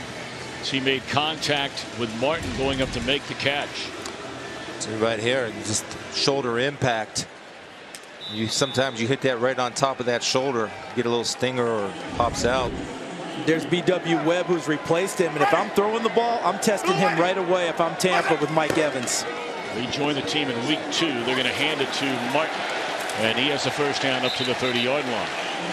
Okay, Martin's running the ball well here today. We talked about being injured and missing half the games this year with a hamstring. Then he got bent back on the ankle late in the game last week, but he appears to be running very well today. Well, Chris, go ahead, Chris. I was just going to say he's running well because, again, he's been made better by Jacquizz Rodgers. Jacquizz Rodgers actually averaged 4.4 yards per carry, and Martin was coming in 2.98. So when you got somebody pushing you, you tend to get a little bit better. Let's go. Winston to throw it on first down. And that's in a tight coverage, and a penalty flag comes in. And that's where they were going, as you suggested, Charles. You could go right to the guy who replaced the guy. Listen, I'm going to give him a steady dose of Mike Evans on B.W. Webb if they're going to continue with that matchup until he shows he can stop it. Number 28, defense, 5-yard penalty. Automatic first down. Look, B.W. Webb's listed at 5'11", 190, and he's a savvy veteran. He's been around the league a few different places. He's going to fight you. He's going to scratch. He's going to claw. He's going to do everything. But you've got a 6'5", 230-pound guy. I'm going to take my odds and say, go box him out. Look, Mike Evans' background is basketball. Go play above the rim with B.W. Webb and see if he can stop you. First down from the 35. Looked like a problem on the exchange. I don't know if there ever was an exchange between Winston and Martin. And Fairley there to blow the whole thing up. And now away from the ball, some pushing and shoving. And penalty flags come down. Did this look like read option to you, Chris? That they were trying to the zone read here? I think it's zone read. And then there's a mistake on keep it or pull it. Yeah, and Jameis has got to pull it because there was nowhere for him to go. And so to not have that happen, that timing, because it takes rep upon rep to get that timing down. Personal foul, unnecessary roughness, number 76, offense. 15-yard penalty, second down. That's a third penalty in this game on Donovan Smith. That's 3 of the 6 against Tampa Bay in the game. So look in the middle. Donovan Smith right there. And then Paul Kruger grabs his face mask. Yeah, that's. And guess who gets caught? You got to get both. You got to get both. You do, but you know as well. Yeah. You know better than anyone, Chris. It's a matter of when their eyes get there, because there's so much going on, and they have to call what they see. So they missed Kruger on the face mask, but they got Donovan Smith with the extra. Well, 15-yard penalty is a second down and 28. They'll get a little bit of it back as they throw it to Myers, the backup tight end in his 8th year out of Iowa, just his 5th catch all season. So you got to think about helping your offense now. The term Tampa's been using in the last 3-4 weeks to great effect has been complementary football. How our offense helps our defense, how our defense helps our offense, how both help our special teams. Well, if your offense now, you got to play complementary football and help with field position and make sure that your defense has a fighting chance when Drew Brees gets the ball back. Need to get to the 45 for a first down. And Winston is sacked by Fairley, who looked like he was shaken up a moment ago. Instead, he's celebrating after a sack. And we send it back to Los Angeles to Carissa Thompson.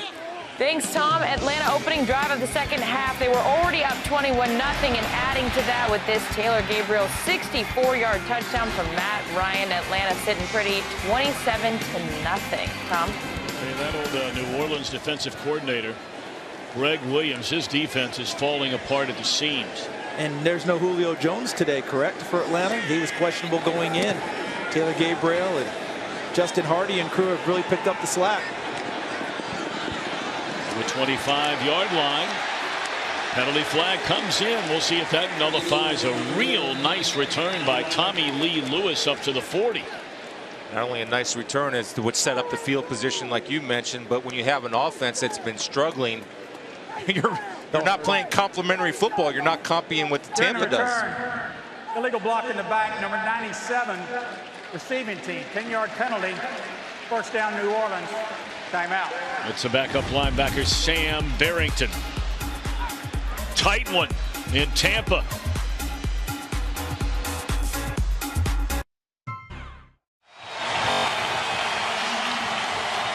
Well, the Saints come up with a big defensive stop on the Buccaneers' opening possession of this second half.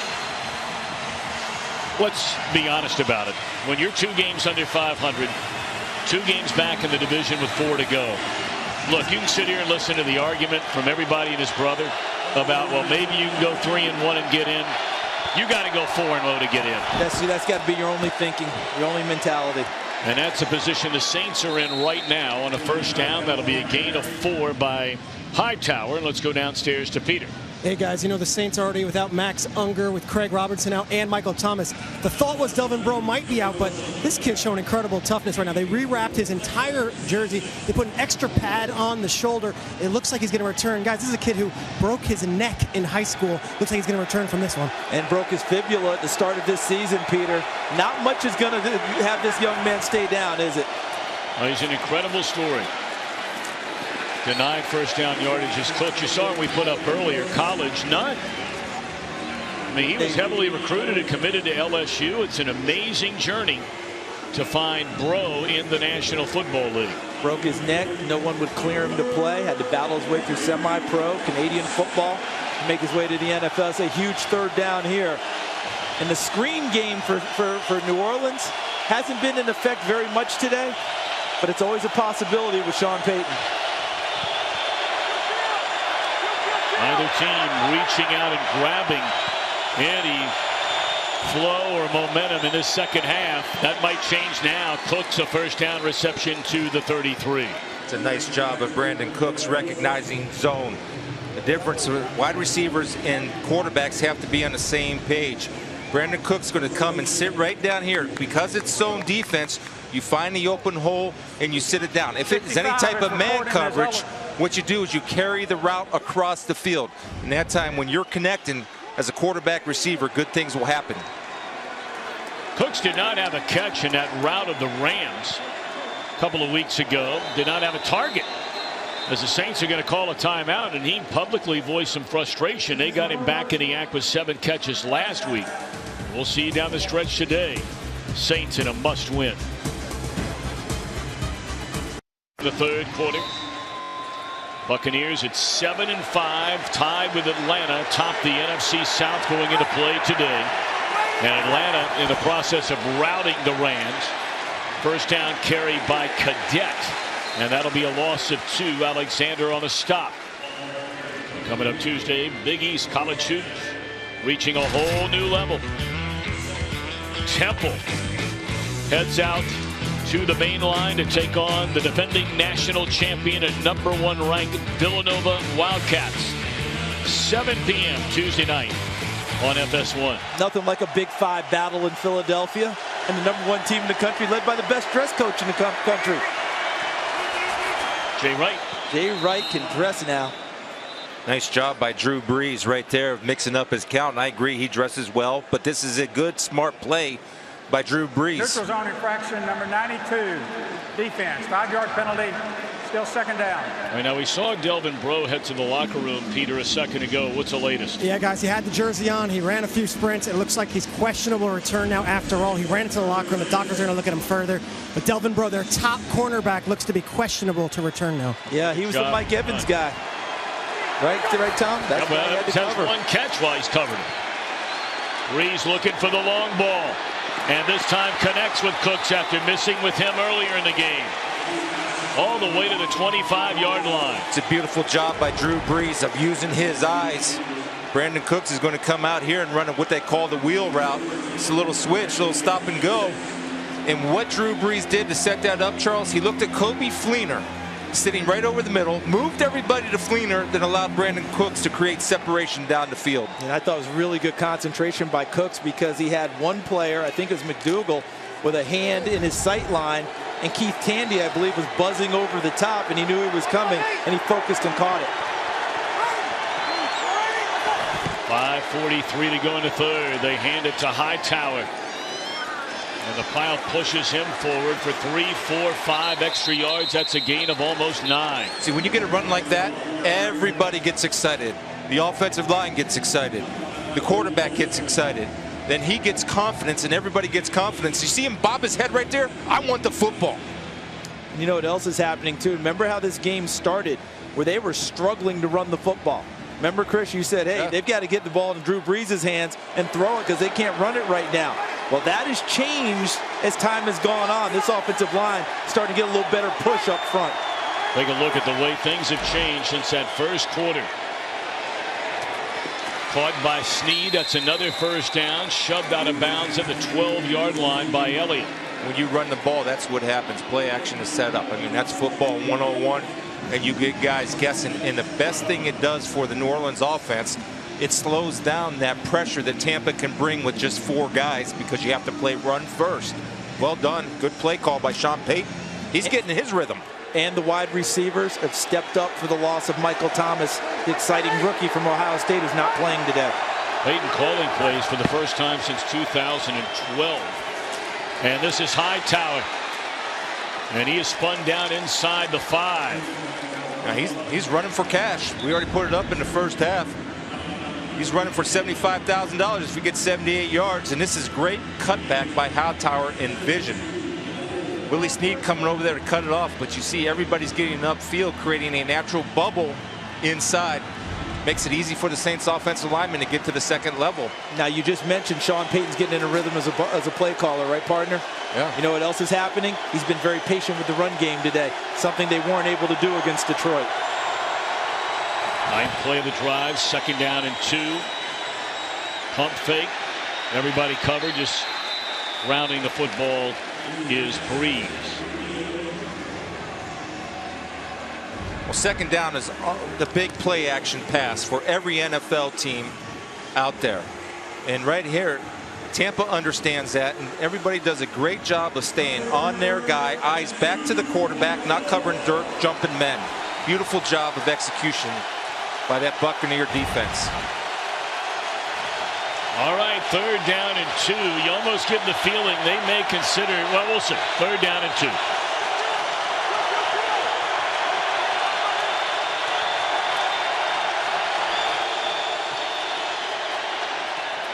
And it is a touchdown. Cooks had the 38-yard reception to set it all up and finishes things off with his 7th receiving touchdown of the year. And watch Brandon Cooks, watch him go in. And Chris, you talked about it earlier. Yeah. Finds the spot, sits down, establishes himself, and look at him. Just stays with his quarterback. I'm not sure this is the catch. Here we go. It's not. Oh, it looks like it came through at the end. Everything was so good by Brandon Cooks, too. The route, the establishment, showed his numbers to the quarterback, leaned in. And Drew Brees, the ball goes through him open. He did. He took him to the right spot. Hey, just mark this. That's 2 touchdown passes, 2 drops by the Saints. We'll see. I mean, no official ruling yet, but it looked like Cooks just flat whiffed.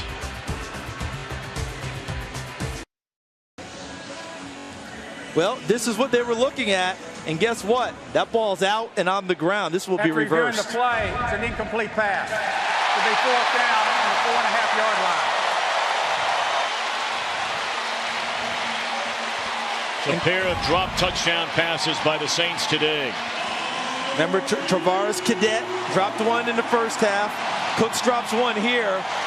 And Chris Spielman, I'm going to go out on a big limb here. Kick the field goal. All right? First half, I said go for it, but in a different situation.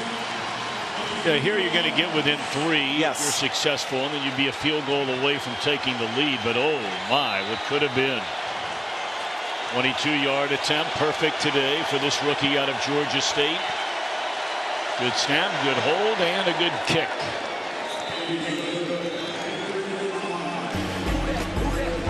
(13-11), but what could have been for Cooks and the Saints.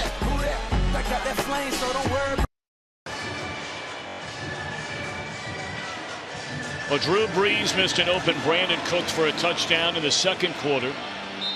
Travaris Cadet dropped a touchdown pass, ultimately leading to a field goal, and now a drop by Cooks that should have been a touchdown. And this one bouncing through the back of the end zone. The Walter Payton NFL Man of the Year Award, presented by Nationwide, recognizes players who made a significant impact on both the game and their communities. The nominee for New Orleans, the veteran Roman Harper, and for Tampa Bay, Vincent Jackson. To learn about all of this year's nominees, and there's one from every team, visit NFL.com/Man of the Year. That is such a prestigious honor to be a nominee for the Man of the Year. Yeah, I love those guys that understand their responsibility, not only their team and their teammates, but their community. Yeah, our own, such a positive impact. Exactly, our own Peanut Tillman, our colleague, NFL Man of the Year 2013. All right, Winston out of shotgun, and now he's in trouble. Rolling to his right, and will throw it away. This has been a dormant Tampa Bay offense since the opening quarter. For more on Vincent Jackson, let's go downstairs to Peter Schrager. Hey guys, Vincent Jackson grew up in a military family. His Action 83 Foundation takes care of a lot of families here in the Tampa area. This past June, they hosted a bunch of kids who have parents in the military, and they had a camp at One Buck Place. Vincent Jackson, one of the better guys in the league, one of the better causes going right now. Peter, he's been nominated for that award 4 straight years by the Tampa Bay Buccaneers. Tells you the depth and level that he puts into it. Well, that's a dangerous play there. Looks like a wide receiver screen. And, man, there was a lot of traffic. And now, all of a sudden, incomplete.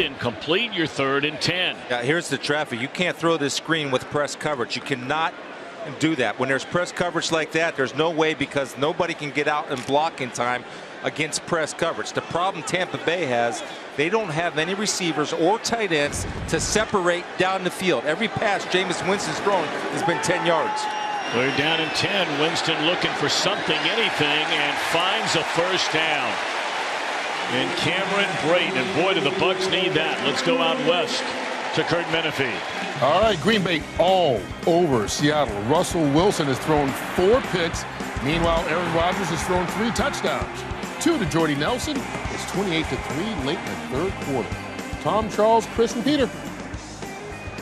Kurt, what is it about Green Bay that has Russell Wilson throwing all those interceptions? Remember the playoff game, the NFC Championship game a few years ago?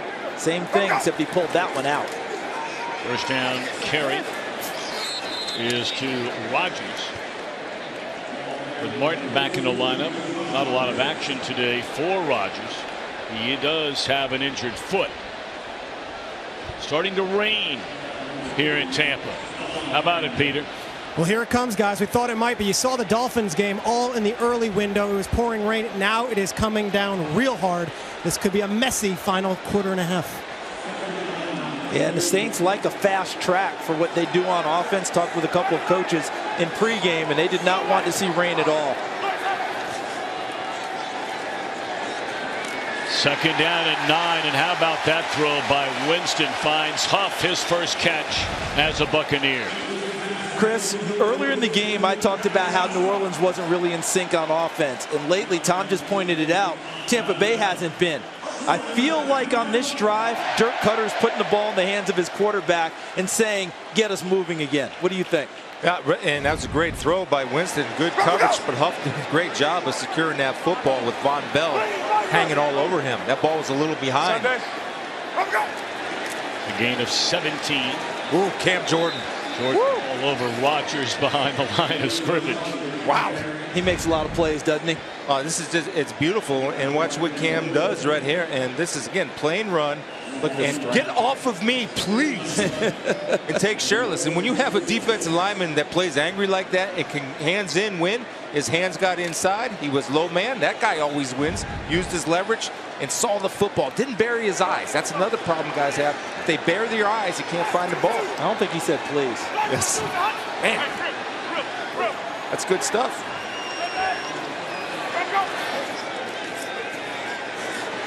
Sims. And he's inside the 40 down to the 37-yard line. It'll bring up 3rd down and 2 for Tampa Bay trying to answer. So what's the counter, Charles? When you see Cam Jordan come off, watch the counter. First of all right, you want to do that? I'm going to get your hands down to create a throwing lane by cutting you right at the kneecaps. That was really well done by Gazda Sherrillis. Look at Nick Fairley pursuing and making the tackle at the end. But it was a heck of a play there by Gazda Sherrillis to keep that play alive. It's a very important 3rd down for the Buccaneers. 3rd down and 2. They're going to throw it. Flag comes down. Winston rolling around and lost the ball to Sims, who is spun down. There are flags everywhere. One of them's holding on the Saints. Yep. Second flag was holding on the Saints downfield. It's a final play of the 3rd quarter.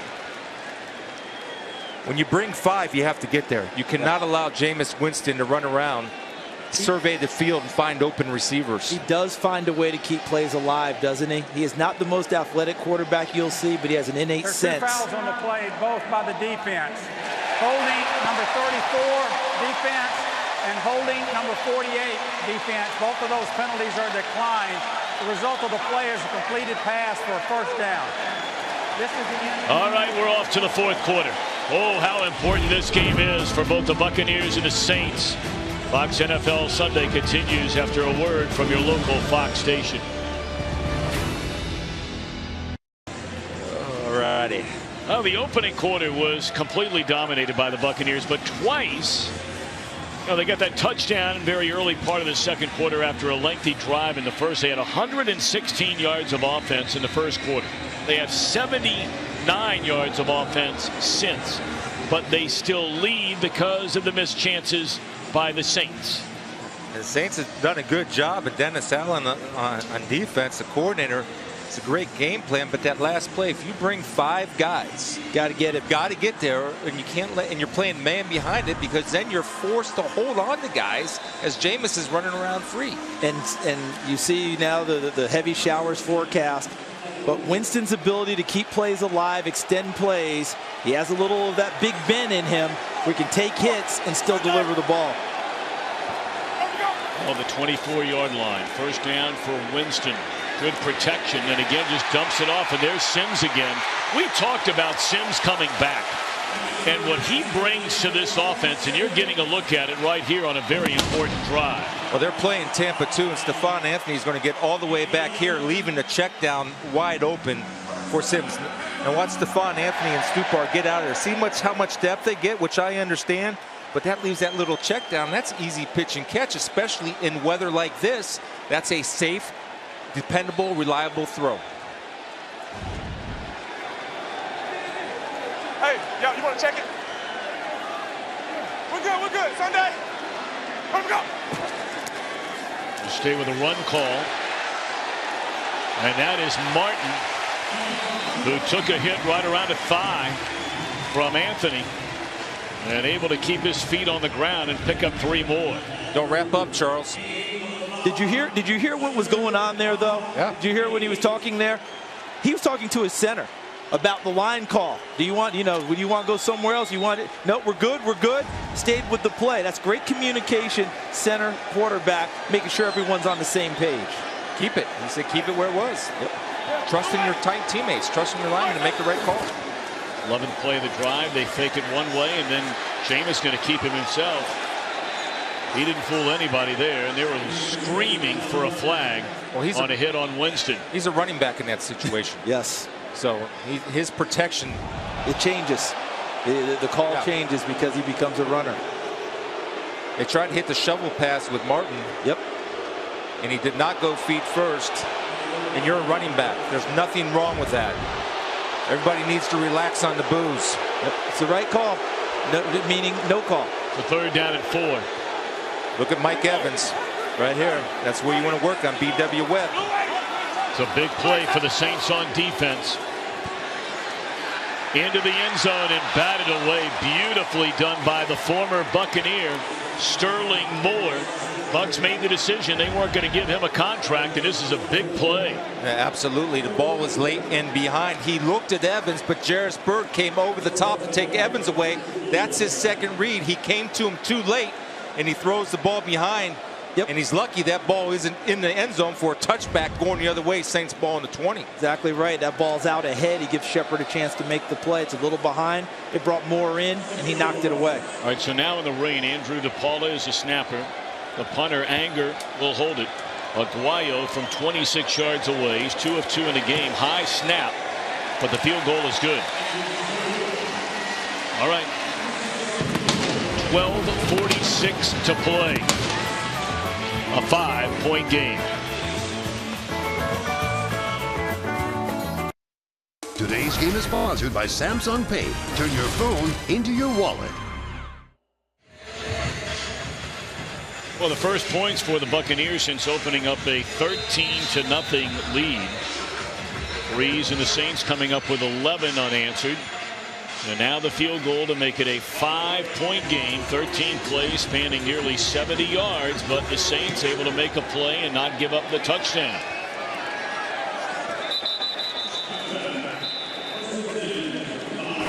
Nearly an entire quarter, but you can't help but look back on what could have been the overthrow by Breeze on Cook.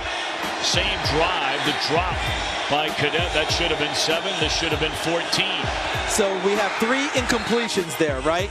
I mean, that's what it looks like in the stat sheet. 3 incompletions.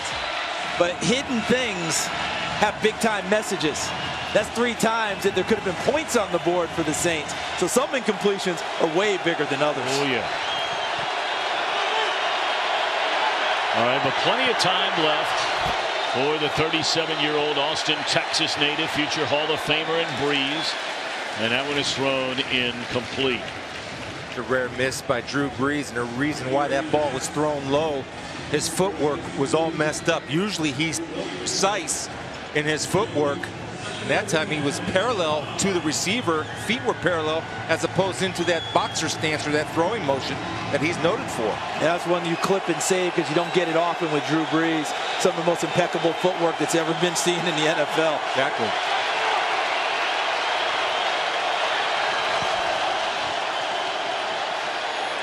Good protection and a beautiful throw there. About a yard short of a first down as Ingram tripped up by Levante David. So what they're doing now is they're doubling Gerald McCoy, right?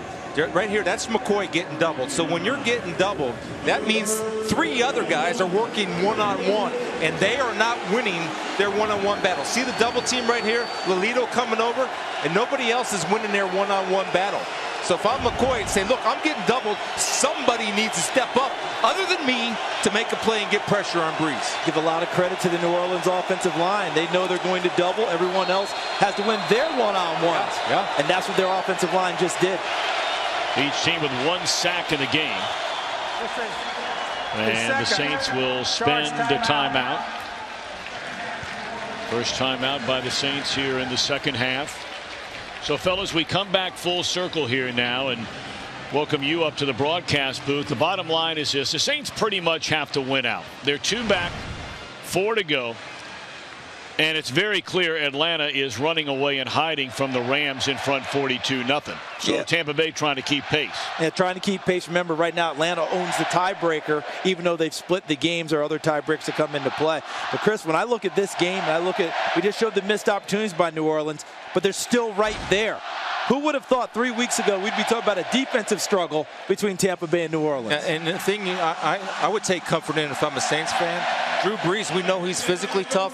He's also mentally tough. He's been in this position before, and I wouldn't be surprised if he makes a big play when a play needs to be made.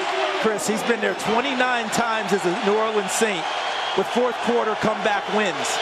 So we know Drew Brees has the confidence to pull it off again. 3rd down and a yard after the timeout. That's Snead. And a throw. What a throw that is. Is it a catch is the question.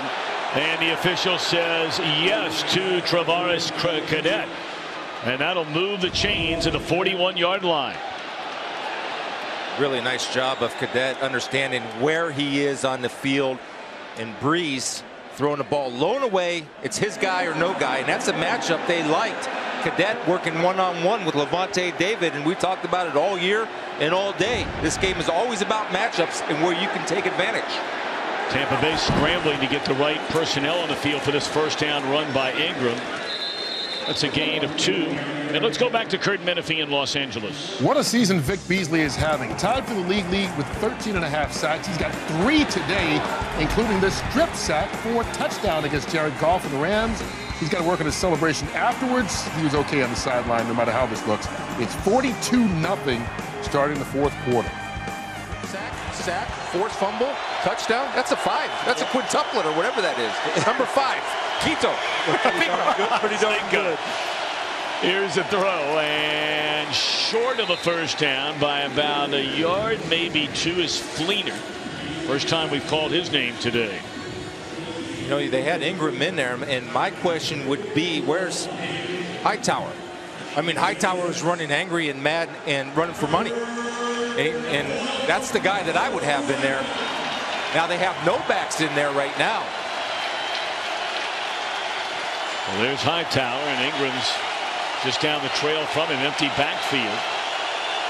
On a 3rd down and a yard. And I know Cooks had the big drop. I still expect him to have an impact before this game is over. Oh, boy. Tipped into the air, and it is intercepted. Brees makes a mistake this time. That should have been intercepted by 2 different players. Instead, it's Brent Grimes. And that looked like Keith Tandy doing another robber coverage where he ended up affecting everything. Look at him flash, gets a hand on it, and Brent Grimes on the tip drill pulls it in.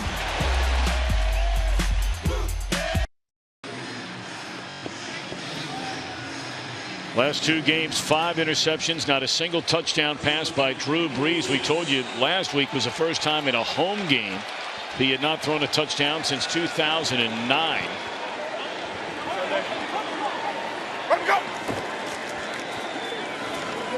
That was bobbled momentarily. It looked by Martin. Let's turn back to the interception. Okay, here's a number of mistakes. First of all, if I got Brandon Cooks on Levante David, that's where I'm going. I don't. Okay, fine. I have to move him with my eyes. I don't bring him to the ball with my eyes. Drew Brees' eyes gives Tandy a great break on the football. See that? There's no hesitation because Drew Brees does not use his eyes to move people. Staring down the target. He threw an interception to Glover Quinn for the Detroit Lions last week because he stared his target down, paid the price again by not using his eyes to move. 2nd and 4. And that is a first down carry by Martin. This is something we saw the Buccaneers when Martin was injured in the 4th quarter last week. They gave the ball 3 straight downs to Rodgers. Yes. And they converted the first down to seal the game. And Doug Martin does not want Rodgers on the field to have those carries. Now, he wants to be the one to carry them. And the reason he was off the field last week, he got hurt. Got bent over backwards. His legs were hurting. Rodgers came and did a nice job. They trust Rodgers. Remember, he was with Dirk Cutter when he was offensive coordinator in Atlanta. Mike Smith, the defense coordinator, was the head coach of that team. Sunday. Here we go. Martin loses a yard on first down. Good pursuit there by Donnell Ellaby. We have not called his name a lot today, but boy, now that he is healthy and playing, he is playing his best football for these Saints. He's a difference maker. And you hear that Sunday call to Jameis Winston? That means what they're doing is they're finding out where Von Bell is, who's the 8th man in the box. He will locate Von Bell. If they have the play away from Von Bell, they'll call it Sunday. If they want to go and change the play, they'll call it another day, just not Sunday.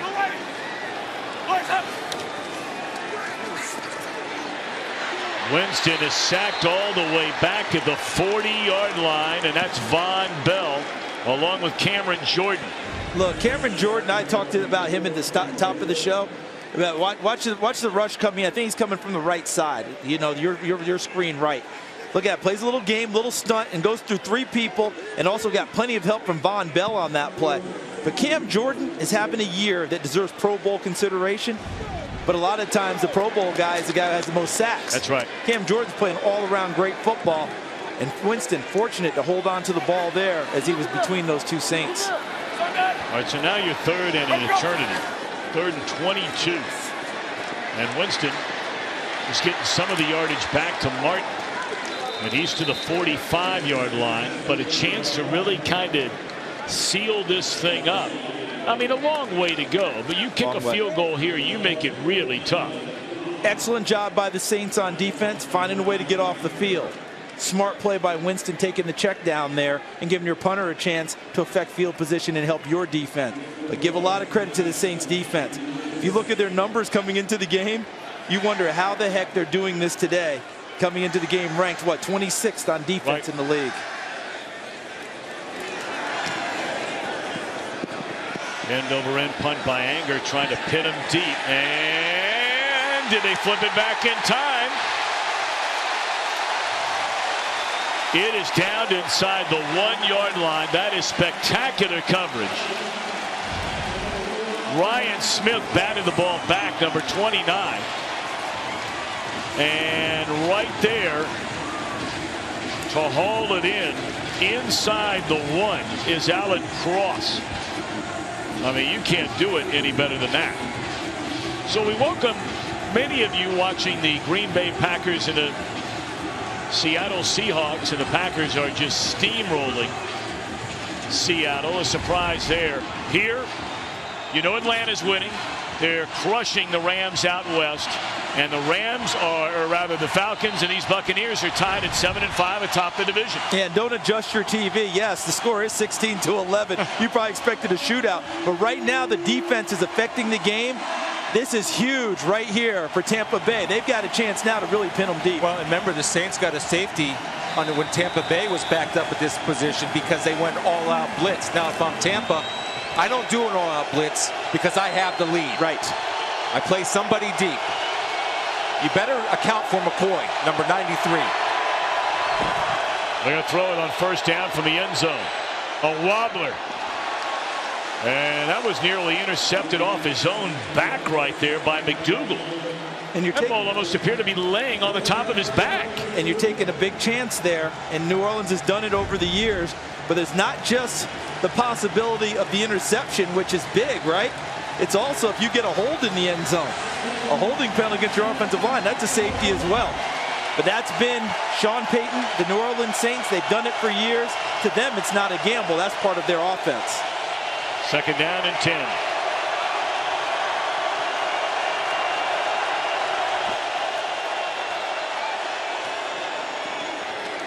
Catch made by Fleener.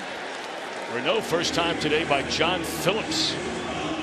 They lost Josh Hill for the season with a fractured right fibula last week against Detroit. So Phillips involved in the offense, but now a 3rd down and 2 for Breeze and the Saints as we're closing in on 6 minutes to go. And they do such a good job of finding ways to shake Brandon Cooks free. Sometimes they bring him into the backfield. In this case, looks like he's lining up in the slot. He's matched up with Levante David, 54, the linebacker. Breeze rolling, being chased, throws it away, incomplete. That was Noah Spence in hot pursuit, able to knock it down, and the Saints will punt from their own end zone. Noah Spence and Gerald McCoy working in tandem. You see McCoy working one-on-one, and they're lucky they can get a hold of it. And that, you know, he is so good off the ball. He goes immediately to his pass rush. He hits what they call a swim move. It's so quick, it puts Evans in a very difficult position to ask him to handle McCoy one-on-one. Hargrave standing back at midfield waiting on the Morstead punt. It's a good one. Driving him back to his own 37-yard line, but has some running room. And right at the 50 is Hargraves. 5:41 to go. Buccaneers trying to make it 5 straight wins.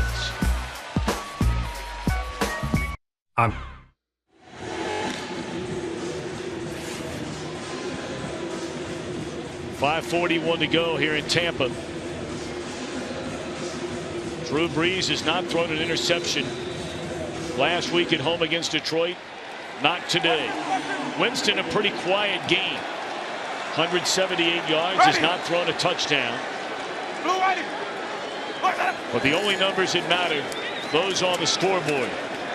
And Tampa Bay, 5.5 minutes away from going to 8-5 on the year. And a 5-game win streak. And they're going to do it and try to close this out like they did last week against the Chargers by running the football, bringing number 66 Leonard Wester in as an extra tackle, lining up at tight end. And this is where you win games. I mean, if you can out tough people at the end, and they did it last week, now can they do it again? Pitch it to Martin. Cuts it back, lost his footing. And that may have cost him a first down. So here we are in a 3rd down. So critical at this juncture of the game, especially for this New Orleans defense. Beyond critical. When this drive started, Tampa Bay had run 19 plays in the second half. But 13 of those were run on the previous drive. Does New Orleans have enough left in the tank? Because I think they've done yeoman duty today to keep the game right where it is. Can they make one more play and give their offense another shot? We brought up earlier, their defense 26th ranked overall, 30th scoring defense, giving up 28 points per game. They've given up 16, and Winston on a 3rd down. That is some kind of catch by Evans. That was not a good throw. And Evans went out there and just got it. And he went up against the rookie Ken Crawley, undrafted from Colorado. And again, he's going to use his size. Watch Evans work his way inside and use his body to reach out. That ball kind of took off a little bit on him with Jameis Winston. It didn't go into the body. He had to go out with his arms and secure it into his chest. A huge first down for Tampa on a big-time catch by Evans. Saints have 2 timeouts left. You know, the best game that Mike Evans has ever had in a very short career. It's only his 3rd season in the league, but the best game he's ever had against New Orleans. 5 catches for fractionally over 50 yards. See, and that's where Delvin Breaux had come into the game with his long arms, his ability to play press coverage and be physical with Mike Evans. And he had a pretty decent game going until he hurt his shoulder. And Mike Evans starting to make some plays now, but that catch radius of Evans made that last one. Well, they have 7 seconds on the play clock on a 1st down and 10. Well, you heard Sunday again. Christian made reference to that a moment ago.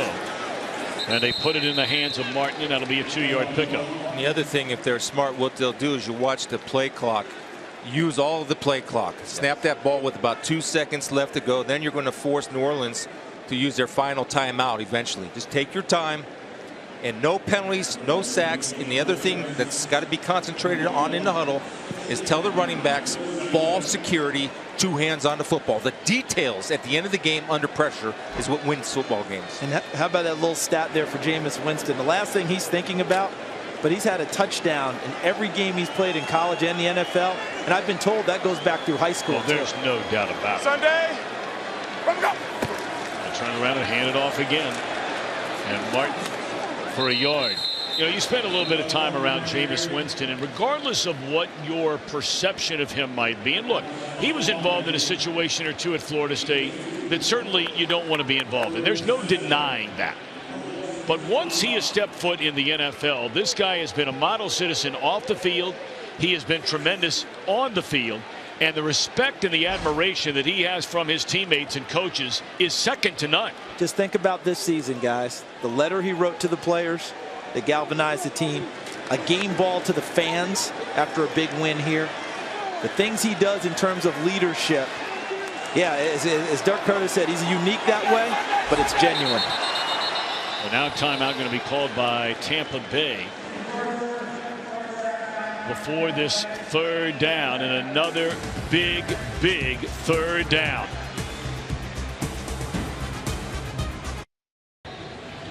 Every coach in the league trying to get its team to the playoffs.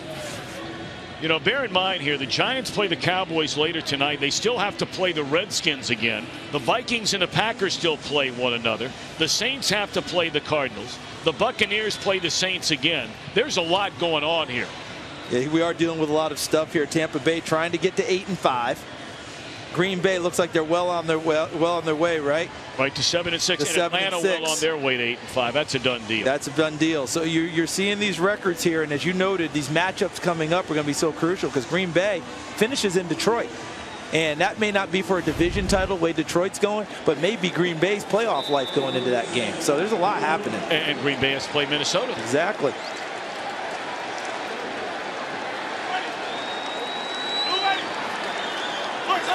It's a 3rd down and 7. They're going to have Winston throw it. Trying to go to Evans on a one-handed reception. Great coverage by B.W. Webb. It's all about patience. I like what Jameis is doing because he trusts Evans to go win the 50-50.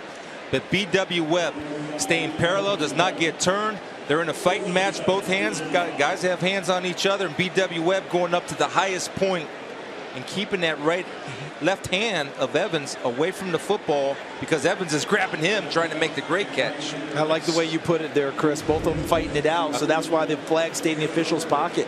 Okay, you two work it out amongst yourselves. Well, it's such a tough completion to get those. All right, they're going to punt it. Not going to take a chance of a long field goal and then turnover field position. They'd rather do this right here. That's why you pay Anger. He is among the very best in the NFL. 28 times this year he has pinned an opponent inside the 20. Today's game is sponsored by Target. Expect more, pay less. In the history of the National Football League, you can make the argument that Drew Brees is the greatest single free agent signee of all time by any team. 29 of those 41 career game-winning drives in the 4th quarter or overtime have come as a Saint. Since they signed him from San Diego in 06, he leads all quarterbacks in touchdowns, yards. He's been to the Pro Bowl 8 times and won a Super Bowl.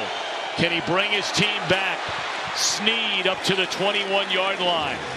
Saints have 1 timeout left in the game. Now, if you're Tampa Bay, I know people hate this because you have a 5-point lead. You play off and nothing over your head. Keep everything in front. Brees looking down the field, and it is caught. That is a nice catch right there by Coleman. The clock continues to run. A 1st down to the 37. And you see what Coleman did? Got it to an official right away so they can keep playing fast.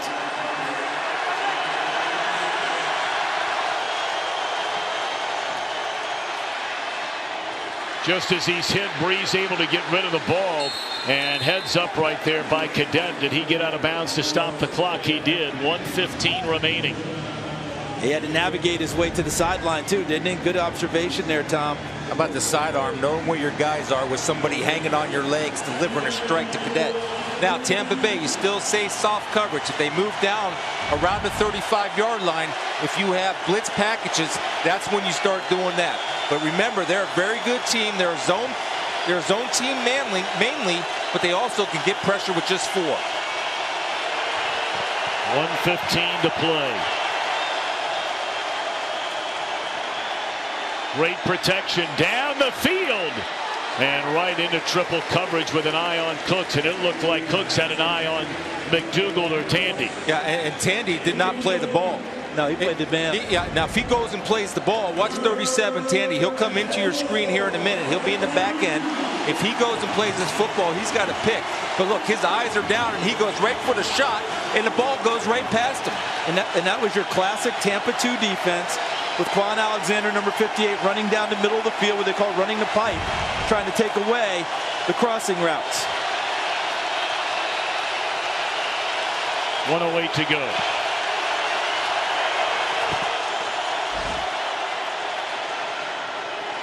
Not going to let him get out of bounds this time. That's a nice play made by Bradley McDougal. And now we're at 4th down. And the Saints will spend their final timeout before this 4th down and a yard. These two teams will play again 2 weeks from today at the Superdome in New Orleans. And, you know, we brought it up. New Orleans basically needs to win out to win this division, or at least have any hope of being in contention for the division. Meanwhile, for the Buccaneers, this has been a great story so far, though this one not over yet. Not over yet. Have to close this out. But you notice that shot right before we came on of Sean Payton with his play sheet looking at it. He's not saving anything for 2 weeks from now. He's got to have it right now. Brandon Cooks, I said, still needs to affect this game. I'd find a way to shake him free. Yeah, well, you do. And remember, Tampa's not comfortable playing man-to-man. They're mainly a zone team. Now, what this timeout does, it helps the pass rushers who were dragging down there early. It gives them a chance to rush, so they're going to get their full effort on front 4 guys bringing it. But don't get greedy if you're Tampa. You still play the percentages, and you play off, and you give up a short pass. Well, for the Saints, this is it. You convert, you keep your hopes alive. You fail, barring a miracle, you're not going to the playoffs. It is intercepted by Tandy. He had the huge interception against San Diego a week ago and delivers again today.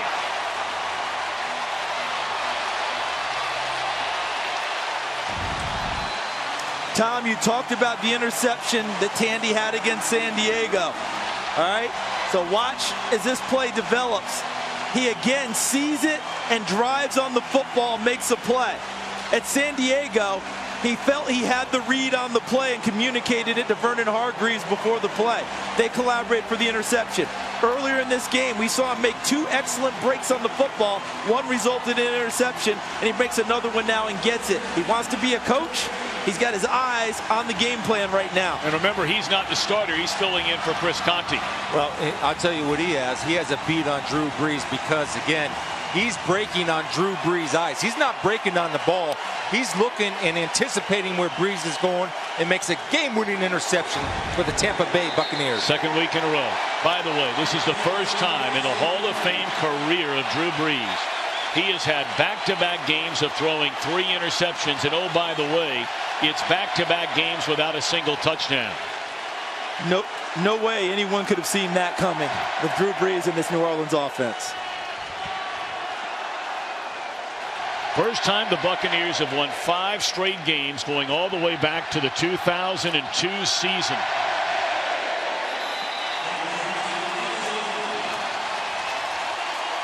Tandy the hero again. And the Buccaneers go to 8-5, where they will stay tied with Atlanta atop the NFC's South.